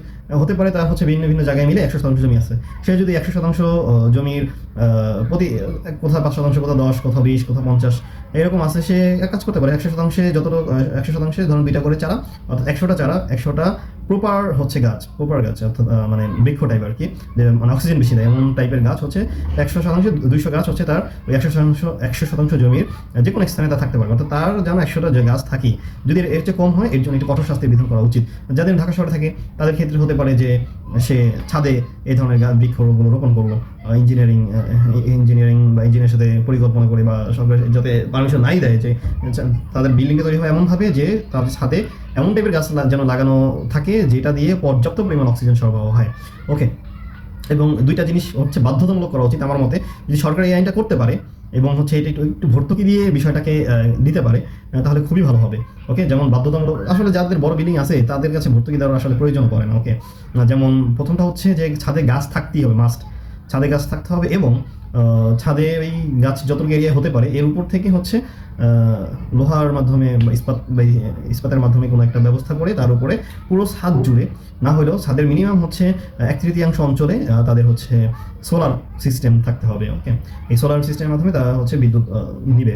এই প্রতিটা বিল্ডিং ঢাকা শহরের ক্ষেত্রে এটা করা উচিত একদম বাধ্যতামূলকভাবে, জোরালোভাবে আইন করে দ্রুত সিদ্ধান্ত নিয়ে এই বিষয়টা করা উচিত। এবং আচমকা আইন করলে তো একটা ব্যবসায়ীর একটা কি বলা সিন্ডিকেট তৈরি করে ফেলবে, সেই সিন্ডিকেট না তৈরি করতে পারে এর জন্য সরকার এই বিষয়টা দায়িত্ব নিয়ে হচ্ছে হ্যান্ডেল করবে, অথবা এমন কোনো প্রতিষ্ঠানকে দায়িত্ব দিবে যে প্রতিষ্ঠান এবং মূল্য নির্ধারণ করে দিবে, যে মূল্যই হচ্ছে সে এই বিষয়টাকে সরবরাহ করবে। আর এটা বাধ্যতামূলক করে দেওয়া উচিত, 6 মাস বা 1 বছর টাইম দিবে, যে এর মধ্যেই হচ্ছে তাদের সবাইকে করতে হবে। যদি না দেয় তাহলে তাদের ট্যাক্স 3 গুণ 4 গুণ বা 5 গুণ করে দিবে। ওকে, যে তোমার থাকলে ভালো, না থাকলে তুমি ট্যাক্স বাড়িয়ে দাও, সমস্যা নেই। তুমি যেহেতু অন্যরা ব্যবহার করছে তার সুবিধা তুমি ভোগ করছো, তা তুমি বাকি টাকা পরিশোধ করো, যাতে করে এই বিষয়টা এমন হয় যে তার ওইটা করতে যে খরচা হয়, যেমন মামলার ক্ষেত্রে যে আমরা হচ্ছে ড্রাইভিং লাইসেন্স বা ইত্যাদি করতে যে টাকা খরচা হয়, আমার মামলা করতে গেলে সেই পরিমাণ টাকা চলে যায়। সো তখন ড্রাইভার এমনি চিন্তা করে যে কি দরকার আছে ভাই বাইক মানে মামলা খেয়ে টাকা তার পুলিশকে দিয়ে আবার হইলে আবার মামলা খাবো, এর চেয়ে ভালো আমি ড্রাইভিং লাইসেন্স ইত্যাদি করে ফেলি। তো বিষয়টা এমন করা উচিত। ওকে, একদম প্রতিটা ছাদ হচ্ছে এবার পর্যবেক্ষণ রাখা উচিত যে কাদেরটা নষ্ট আছে, সোলার প্যানেল কাজ করছে কিনা, বা গাছের সাইজ কেমন হচ্ছে, এরকম আর কি। গাছের জন্য সেটা বিষয়টা হচ্ছে 5 বছর একটা দিতে পারে, আর হচ্ছে সোলার প্যানেলের জন্য 1 বছর দিয়ে বিষয়টা যদি করে তাহলে একদম পুরো মানে বাংলাদেশের যে অভাবনীয় একটি পরিবর্তন চলে আসবে অল্প সময়ের মধ্যে। যাই হোক, আমরা আমাদের পড়ায় ফিরে যাই। আন্তর্জাতিক হিসেব ফাও 2022 বিশ্ব বনভূমি রেকর্ড অনুযায়ী বাংলাদেশের বনভূমি মোট ভূমির 11%।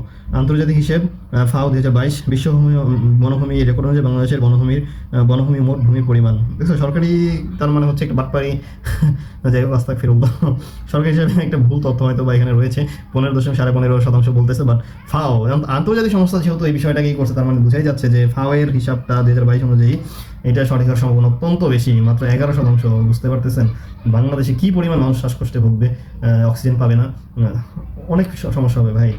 আমরা সরকারকে দোষ দিয়ে লাভ নেই, নিজেরও পরিবর্তন হওয়া উচিত, বেশি বেশি বৃক্ষরোপণ করা উচিত। তবে একটা জিনিস দেখেছি আমি, যে শিক্ষিত যারা রয়েছে, ভালো মানে অন্তত যারা শিক্ষিত রয়েছে, গাছের প্রতি তাদের একটা আকর্ষণ রয়েছে, বাট তারা ছোটো ছোটো গাছের প্রতি বেশি ফোকাস, বৃক্ষের প্রতি ফোকাস কম। আসলে আমাদের ফোকাস সুন্দরের প্রতি না, আমাদের মোটামুটি হচ্ছে যেই গাছগুলো আমাদের অক্সিজেন দিয়ে বাঁচিয়ে রাখবে, এই ধরনের গাছের প্রতি আমাদের মূল ফোকাস রাখা উচিত। উপকূলীয় বন, কারণ এটা এত দামি, সে যে হসপিটালে ভর্তি থাকে অক্সিজেন নেয়, সে এবং তার পরিবারই বুঝে যে আসলে অক্সিজেনটার কী মূল্য। ওকে, উপকূলীয় বন, মোট বনভূমির মধ্যে উপকূলীয় বন রয়েছে 12.5%। আর হচ্ছে আদর্শ জেলা পরিবেশ ভারসাম্য রক্ষার জন্য প্রয়োজনীয় বনভূমি 25% বা তার বেশি রয়েছে মাত্র 7টি জেলায়: বাগেরহাট, খুলনা, সাতক্ষীরা, চট্টগ্রাম, রাঙ্গামাটি, বান্দরবান, কক্সবাজার। ওকে, তো দেখা যাচ্ছে বাংলাদেশের দক্ষিণাঞ্চল, দক্ষিণ পূর্বাঞ্চল আর দক্ষিণ পশ্চিমাঞ্চল, এই দুইটা জায়গায় হচ্ছে মোটামুটি 25% বেশি যতটুকু বনভূমি থাকা প্রয়োজন সেটা রয়েছে। যেমন থাকা হচ্ছে বান্দরবান, রাঙ্গামাটি, ওইদিকে এটা বেশি রয়েছে। আবার হচ্ছে যে বাগেরহাট, যেখানে আর কি সুন্দরবন রয়েছে, এর জন্য আর কি ওখানেও 25% বেশি রয়েছে। কিন্তু মধ্যভাগ জায়গায় বরিশাল, পটুয়াখালী ইত্যাদি জায়গায় কিন্তু আবার কমে গেছে।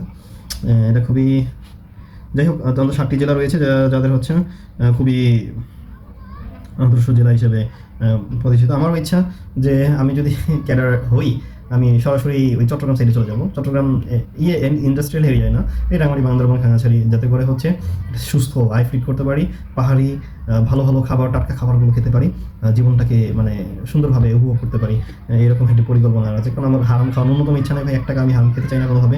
তাই আমার যে শহরাঞ্চলে থাকতে হবে এমন কোনো ইচ্ছা আমার নাই।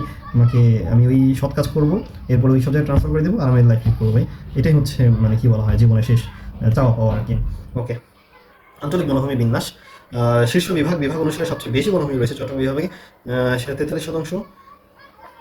সর্বনিম্ন বিভাগ অনুসারে সবচেয়ে কম বনভূমি রয়েছে রাজশাহী বিভাগে, এর জন্য রাজশাহীতে প্রচুর গরম, মাত্র 2%। আল্লাহু আকবার, রাজশাহীতে মাত্র 2%। আমি তো মানে কল্পনা করতে পারতেছি না। বিভাগ অনুসারে সবচেয়ে কম বনভূমি রয়েছে রাজশাহী বিভাগে, বিভাগ অনুসারে এটা আসলে মানে কল্পনা। যাই হোক, বনভূমিহীন জেলা রয়েছে, বনভূমিহীন জেলা বাংলাদেশের 28টি জেলায় কোনো রাষ্ট্রীয় বনভূমি নেই।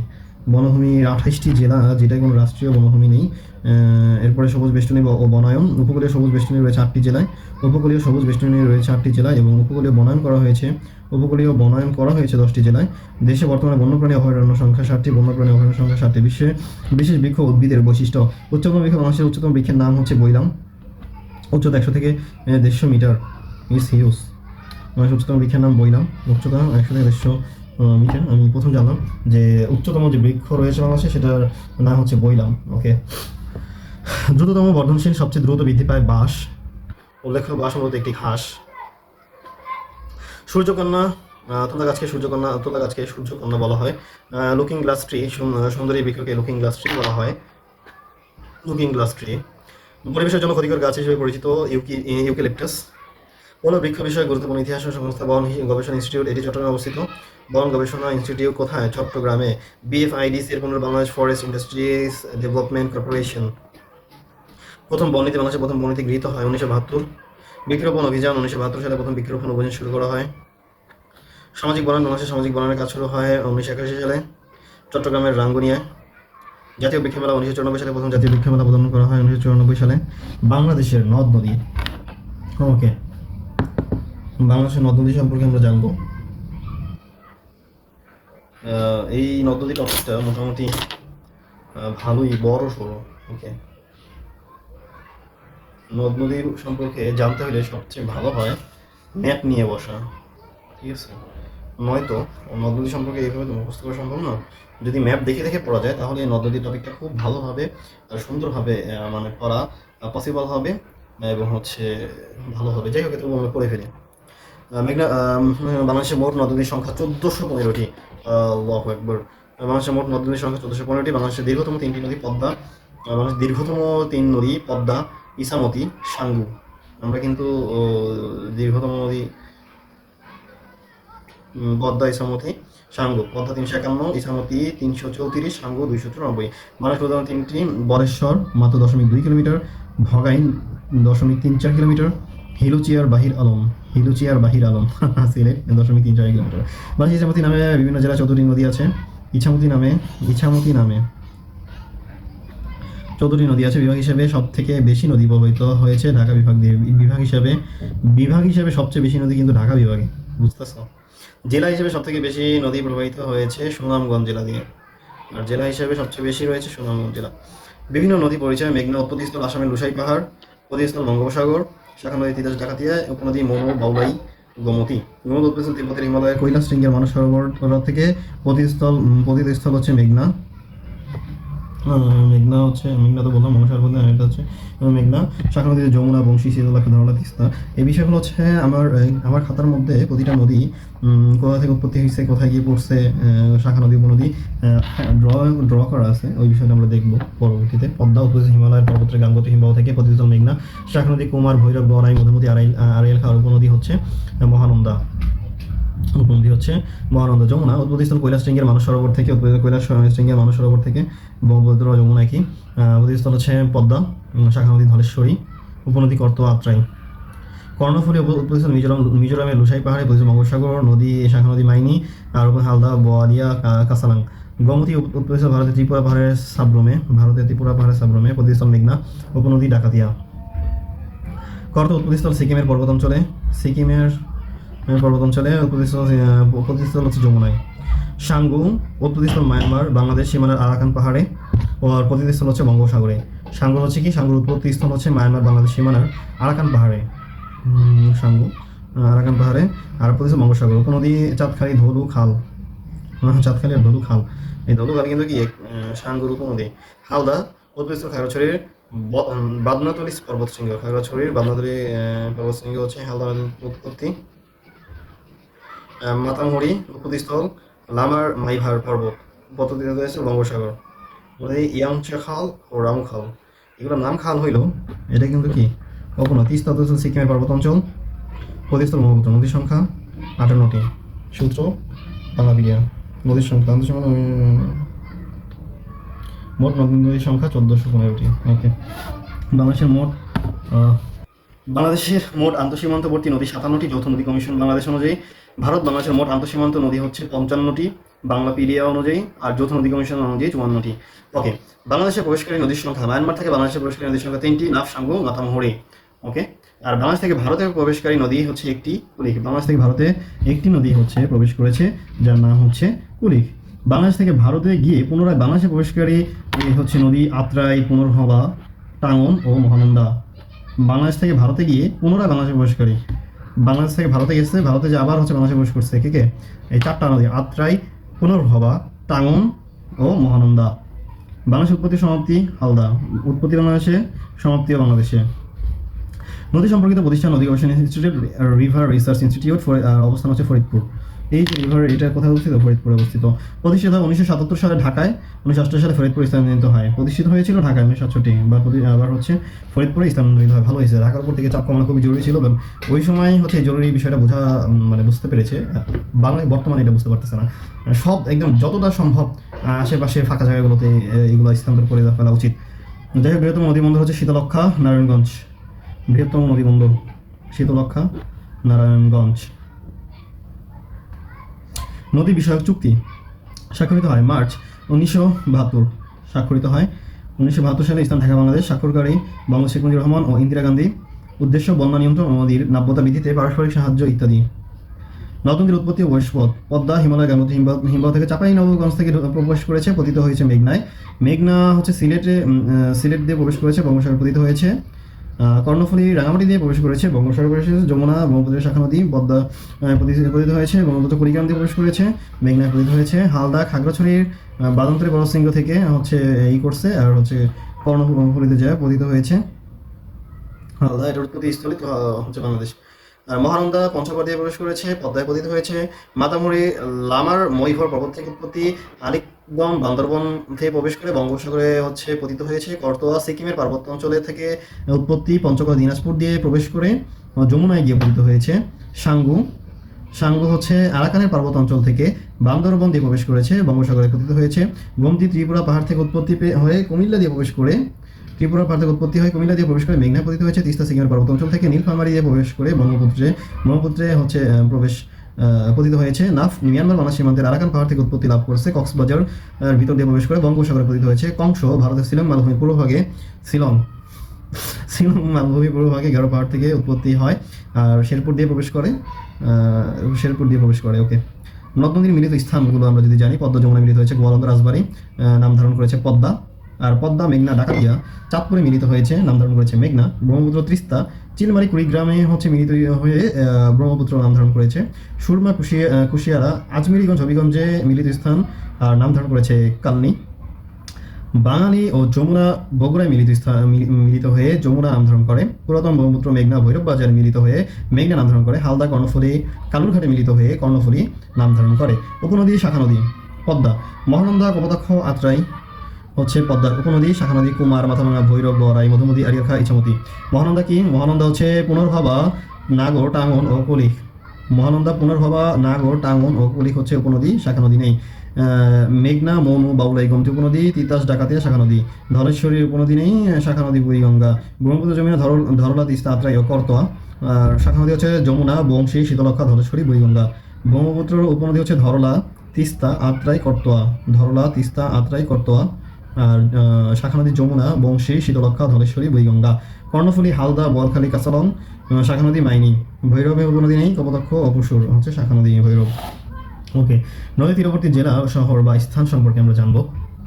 নদী তীরবর্তী যে জেলা, শহর বা স্থানগুলো রয়েছে, মেঘনা জেলা হচ্ছে আশুগঞ্জ, ভৈরব, চাঁদপুর। নদীর নাম কীর্তনখোলা। জেলা, শহর বা স্থান হচ্ছে বরিশাল। মেঘনা হচ্ছে আশুগঞ্জ, ভৈরব চাঁদপুরে। পদ্মা রাজশাহী, সালদা, শরীয়তপুর, মাদারীপুর। ইছামতি পাবনা, মাগুরা, মেহেরপুর। মধুমতি টুঙ্গিপাড়া, গোপালগঞ্জ। কীর্তনখোলা বরিশাল। কর্ণফুলী চন্দ্রঘোনা, কাপ্তাই, রাঙামাটি। শীতলক্ষা ঘোড়াশাল, নারায়ণগঞ্জ। নাফ কক্সবাজার, টেকনাফ। নদীর বিশেষায়ন কুমিল্লার দুঃখ, গোমতী নদী, চট্টগ্রামের দুঃখ, চাকতাই খাল, খাগড়াছড়ির দুঃখ, চেঙ্গি, খরস্রোতা নদী, চাকতাই খাল। চরের সংখ্যা বেশি যমুনা নদীতে। জোয়ার ভাটা হয় না গোমতী নদীতে। পশ্চিম বাহিনীর নদী, বিল, ডাকাতিয়া, খুলনা। উত্তরাঞ্চলের লাইফলাইন তিস্তা, পশ্চিমাঞ্চলের লাইফলাইন গড়াই। উত্তরাঞ্চলের লাইফলাইন তিস্তা, পশ্চিমাঞ্চলের লাইফলাইন গড়াই।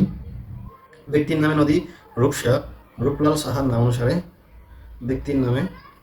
নদীর নামে যে জেলা, ফেনী। আন্তর্জাতিক নদী, পদ্মা। খরস্রোতা নদী, কর্ণফুলী। 2 রঙের পানির স্রোত দেখা যায়, যমুনা। ক্ষুদ্রতম নদী, গোবরা। প্রাকৃতিক মৎস্য প্রজনন কেন্দ্র, হালদা। প্রাকৃতিক মৎস্য প্রজনন কেন্দ্র কোনটা? হালদা, যেটা বাংলাদেশের উৎপত্তি লাভ করেছে। ক্ষুদ্রতম নদী হচ্ছে পঞ্চগড় জেলায়, গোবরা।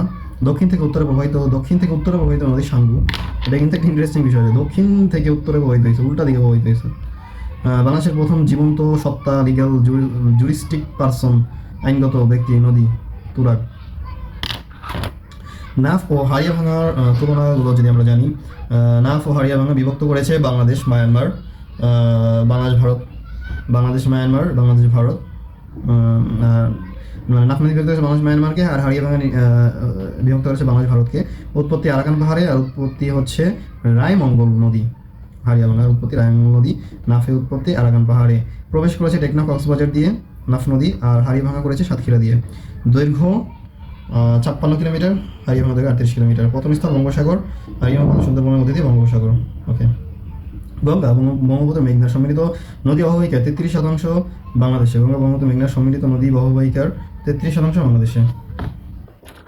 নদী সম্পর্কিত গুরুত্বপূর্ণ আরও কিছু তথ্য এখানে রয়েছে।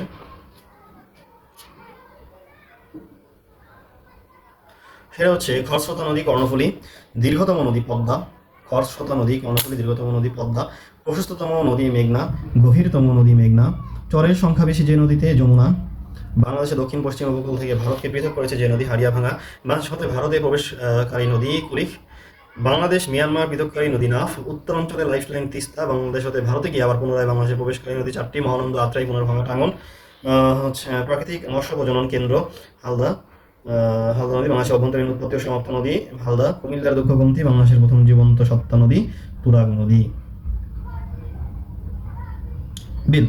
তামা বিল রয়েছে সিলেটে, চলন বিল পাবনা নাটোর সিরাজগঞ্জ, তামা বিল সিলেট, চলন বিল পাবনা নাটোর সিরাজগঞ্জ, আড়িয়ালখাল বিল শ্রীনগর মুন্সিগঞ্জ, বাইক্কা বিল শ্রীমঙ্গল মৌলভীবাজার, কাইয়ার বিল কক্সবাজার, বড় বিল পীরগঞ্জ, ভবদহ বিল যশোর। বিল ডাকাতিয়া খুলনা। তামা বিল বাংলাদেশের একমাত্র সীমান্তবর্তী বিল। তামা বিল ভারত থেকে কয়লা আমদানি করার জন্য বিখ্যাত। বাংলাদেশ একমাত্র সীমান্তবর্তী বিল তামা বিল, ভারত থেকে কয়লা আমদানি করার জন্য এই তামা বিল বিখ্যাত। চলন বিল বাংলাদেশের বৃহত্তম বিল, বাংলাদেশের বৃহত্তম বিল চলন বিল। হাওর, হাওর সবচেয়ে বেশি দেখা যায় ময়মনসিংহ ও সিলেটে। হাওর টাঙ্গুয়ার হাওর অপর নাম রামসার হাওর, ধর্মপাশা সুনামগঞ্জ। টাঙ্গুয়ার অপর নাম হচ্ছে রামসার হাওর, বাংলাদেশের দ্বিতীয় বৃহত্তম মিঠা পানির হাওর। স্থানীয় নাম হচ্ছে 9 কুড়ি 6 কান্দা বিল। স্থানীয় নাম বাংলাদেশের দ্বিতীয় বৃহত্তম মিঠা পানির হাওর 9 কুড়ি 6 কান্দা বিল। 2000 সালে ইউনেস্কো ওয়ার্ল্ড হেরিটেজ অংশ হিসেবে ঘোষণা করে 2000 সালে। হাকালুকি হাওর মৌলভীবাজার সিলেট বাংলাদেশ ও দক্ষিণ এশিয়ার বৃহত্তম মিঠা পানির হাওর। বাংলাদেশ ও দক্ষিণ এশিয়ার বৃহত্তম মিঠা পানির হাওর। হাইড হাওর মৌলভীবাজার বাংলাদেশের প্রথম মৎস্য অভয়াশ্রম, বাংলাদেশের প্রথম মৎস্য অভয়াশ্রম মৌলভীবাজার। বুরবুক হাওর জৈন্তাপুর সিলেট বাংলাদেশের ক্ষুদ্রতম হাওর, জৈন্তাপুর সিলেট। বড় হাওর কিশোরগঞ্জ। বাউর পোড়া পোড়া বাউর মহেশপুর ঝিনাইদহ বাংলাদেশের বৃহত্তম বাউর, মহেশপুরে পোড়া পোড়া বাউর। সরজাত বাউর কালীগঞ্জ ঝিনাইদহ বাংলাদেশের ক্ষুদ্রতম বাউর। বাংলাদেশের চর, বাংলাদেশের নদীতে গতিশীলতার হাইড্রোমরফোলজিক্যাল উপজাত হিসেবে নদীর তীরে মাটি ক্ষয় ও বৃদ্ধির ফলে চর তৈরি হয়। মাটি ক্ষয় ও বৃদ্ধির ফলে কি হয়? চর তৈরি হয়। চর দুই ধরনের, দ্বীপ চর ও সংযোগ চর।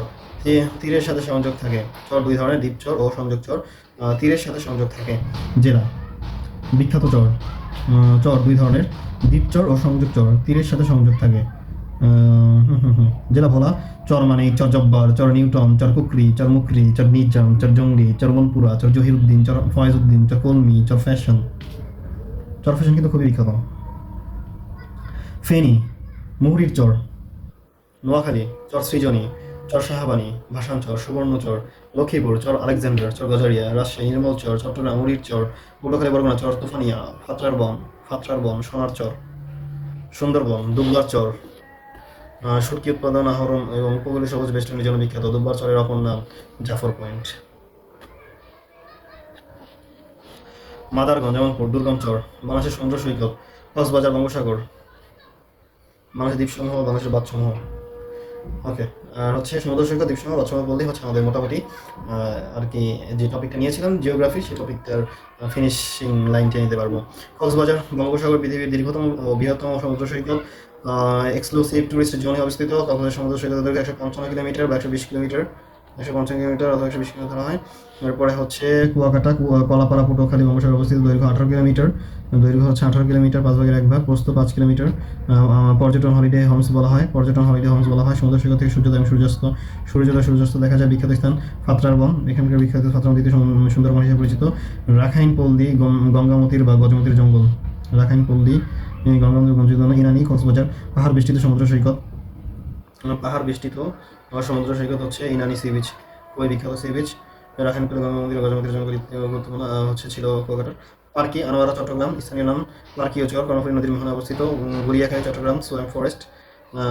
কটকা সুন্দরবন, মিনি কক্সবাজার, মঈনট ঘাট, দোহার, ঢাকা পদ্মার তীরে। শুভ সন্ধ্যা সৈকত তালতলি, বরগুনা। শুভ সন্ধ্যা সৈকত তালতলি, বরগুনা। বাংলাদেশের দ্বীপসমূহ সেন্ট মার্টিন, ছেড়াদ্বীপ, কুতুবদিয়া, মহেশখালী, সন্দ্বীপ, মনপুরা, সোনাদিয়া, ভোলা, নিঝুম দ্বীপ, হাতিয়া, দক্ষিণ তালপুরি দ্বীপ ইত্যাদি। বাংলাদেশ দ্বীপসমূহ কক্সবাজার টেকনাফ থেকে 9 কিলোমিটার দক্ষিণ পশ্চিমে সেন্ট মার্টিন। সর্বদক্ষিণ ইউনিয়ন পূর্ব স্থানীয় নাম নারকেল জিঞ্জিরা। বাংলাদেশের একমাত্র প্রবল কোরাল দ্বীপ। আয়তন ছেড়াদ্বীপ বাংলাদেশের সেন্ট মার্টিন থেকে 5 কিলোমিটার দক্ষিণে। সেন্ট মার্টিন থেকেও 5 কিলোমিটার দক্ষিণে হচ্ছে ছেড়াদ্বীপ, এর আয়তন হচ্ছে 3 কিলোমিটার। বাংলাদেশের সর্বদক্ষিণের দ্বীপ ও স্থান সেন্ট মার্টিন দ্বীপের সর্বদক্ষিণ অংশ ছেড়াদ্বীপ নামে পরিচিত। আর হচ্ছে কুতুবদিয়া, কক্সবাজার জেলা, দ্বীপ জেলা। আয়তন 215 বর্গ কিলোমিটার। কুতুবদিয়াকে সাগরকন্যা বলা হয়। স্থানীয়ভাবে দিয়া বা ডিয়া নামে পরিচিত। এছাড়া বাংলাদেশের একমাত্র উইন্ডমিল এবং বাতিঘর রয়েছে, এখানে। কোথায়? কুতুবদিয়া। মহেশখালী কক্সবাজার জেলা, বাংলাদেশের একমাত্র পাহাড়ি দ্বীপ। মহেশখালী দ্বীপ কি বাংলাদেশের একমাত্র পাহাড়ি দ্বীপ? মহেশখালী একমাত্র পাহাড়ি দ্বীপ। দেশের প্রথম তরলীকৃত প্রাকৃতিক গ্যাস টার্মিনাল ও মাতারবাড়ি কয়লাভিত্তিক 1200 মেগাওয়াট ক্ষমতা সম্পন্ন বিদ্যুৎ কেন্দ্র মহেশখালীতে অবস্থিত। সন্দ্বীপ চট্টগ্রাম জেলায় সাবমেরিন কেবলের মাধ্যমে প্রথম বিদ্যুৎ পাওয়া হয়। সন্দ্বীপ চট্টগ্রাম জেলায় সাবমেরিনের মাধ্যমে প্রথম বিদ্যুৎ নেওয়া হয়। মনপুরা, মেঘনা ও বঙ্গোপসাগর পর্তুগিজদের আস্তানা ছিল। মনপুরা, ভোলা, মেঘনা ও বঙ্গোপসাগর। সোনাদিয়া কক্সবাজারে সরকার দ্বীপটি গভীর সমুদ্র বন্দর নির্মাণের পরিকল্পনা করে পরবর্তী বাতিল করে মাথারবাড়ি স্থানান্তর করা হয়। ভোলা মেঘনা নদীর মোহনায় বাংলাদেশের বৃহত্তম দ্বীপ ভোলা দ্বীপের রানী বলা হয়। দ্বীপের রানী বাংলাদেশের বৃহত্তম একমাত্র দ্বীপ জেলা। পূর্ব নাম দক্ষিণ শাহবাজপুর দ্বীপ। পূর্ব নাম ছিল কি দক্ষিণ শাহবাজপুর দ্বীপ। হাতিয়া নোয়াখালী, নিঝুম দ্বীপ হচ্ছে হাতিয়া নোয়াখালী মেঘনা নদীর মোহনা বঙ্গোপসাগরে জাতীয় উদ্যান হিসেবে ঘোষণা করা হয়। 8 এপ্রিল 2001। পূর্ব নাম চর ওসমান, ইছামতি চর, বাউলার চর। আয়তন 91 বর্গ কিলোমিটার। নিঝুম দ্বীপ 4টি চর নিয়ে গঠিত। বল্লার চর, চর ওসমান, কামলার চর, মৌলভীর চর। নোয়াখালীর দ্বীপ উপজেলা হাতিয়া। মৎস্যাহরণ ও শুটকি প্রক্রিয়াজাতকরণের কেন্দ্র রয়েছে। দক্ষিণ তালপট্টি দ্বীপ, হাড়িয়াভাঙা নদীর মোহনা, শ্যামনগর, সাতক্ষীরা। আয়তন 12 বর্গ মাইল। ভারতের একটি কিলোমিটার। ভারতের এটি পূর্বাসা নিউমোর নামে, ভারতের নিকট এটি পূর্বাসা বা নিউমোর নামে পরিচিত। 2014 সাল পর্যন্ত দ্বীপটি নিয়ে বাংলাদেশ ও ভারতের মধ্যে বিরোধ ছিল। 2014 সাল পর্যন্ত বিরোধ ছিল। দক্ষিণ তালপট্টি বর্তমান দ্বীপটি সাগরের তলদেশে বিলুপ্ত। বাংলাদেশের বাঁধসমূহ যে নদীর উপর নির্মিত। ভারতের পশ্চিমবঙ্গের মনোহরপুরে নির্মাণ। ফারাক্কা বাঁধ ভারতের পশ্চিমবঙ্গের মনোহরপুরে যে নদীর উপর নির্মিত। গঙ্গা নদীর উপর। শুরু হয় 61-তে, শেষ হয় 74-এ। দৈর্ঘ্য 2240 মিটার।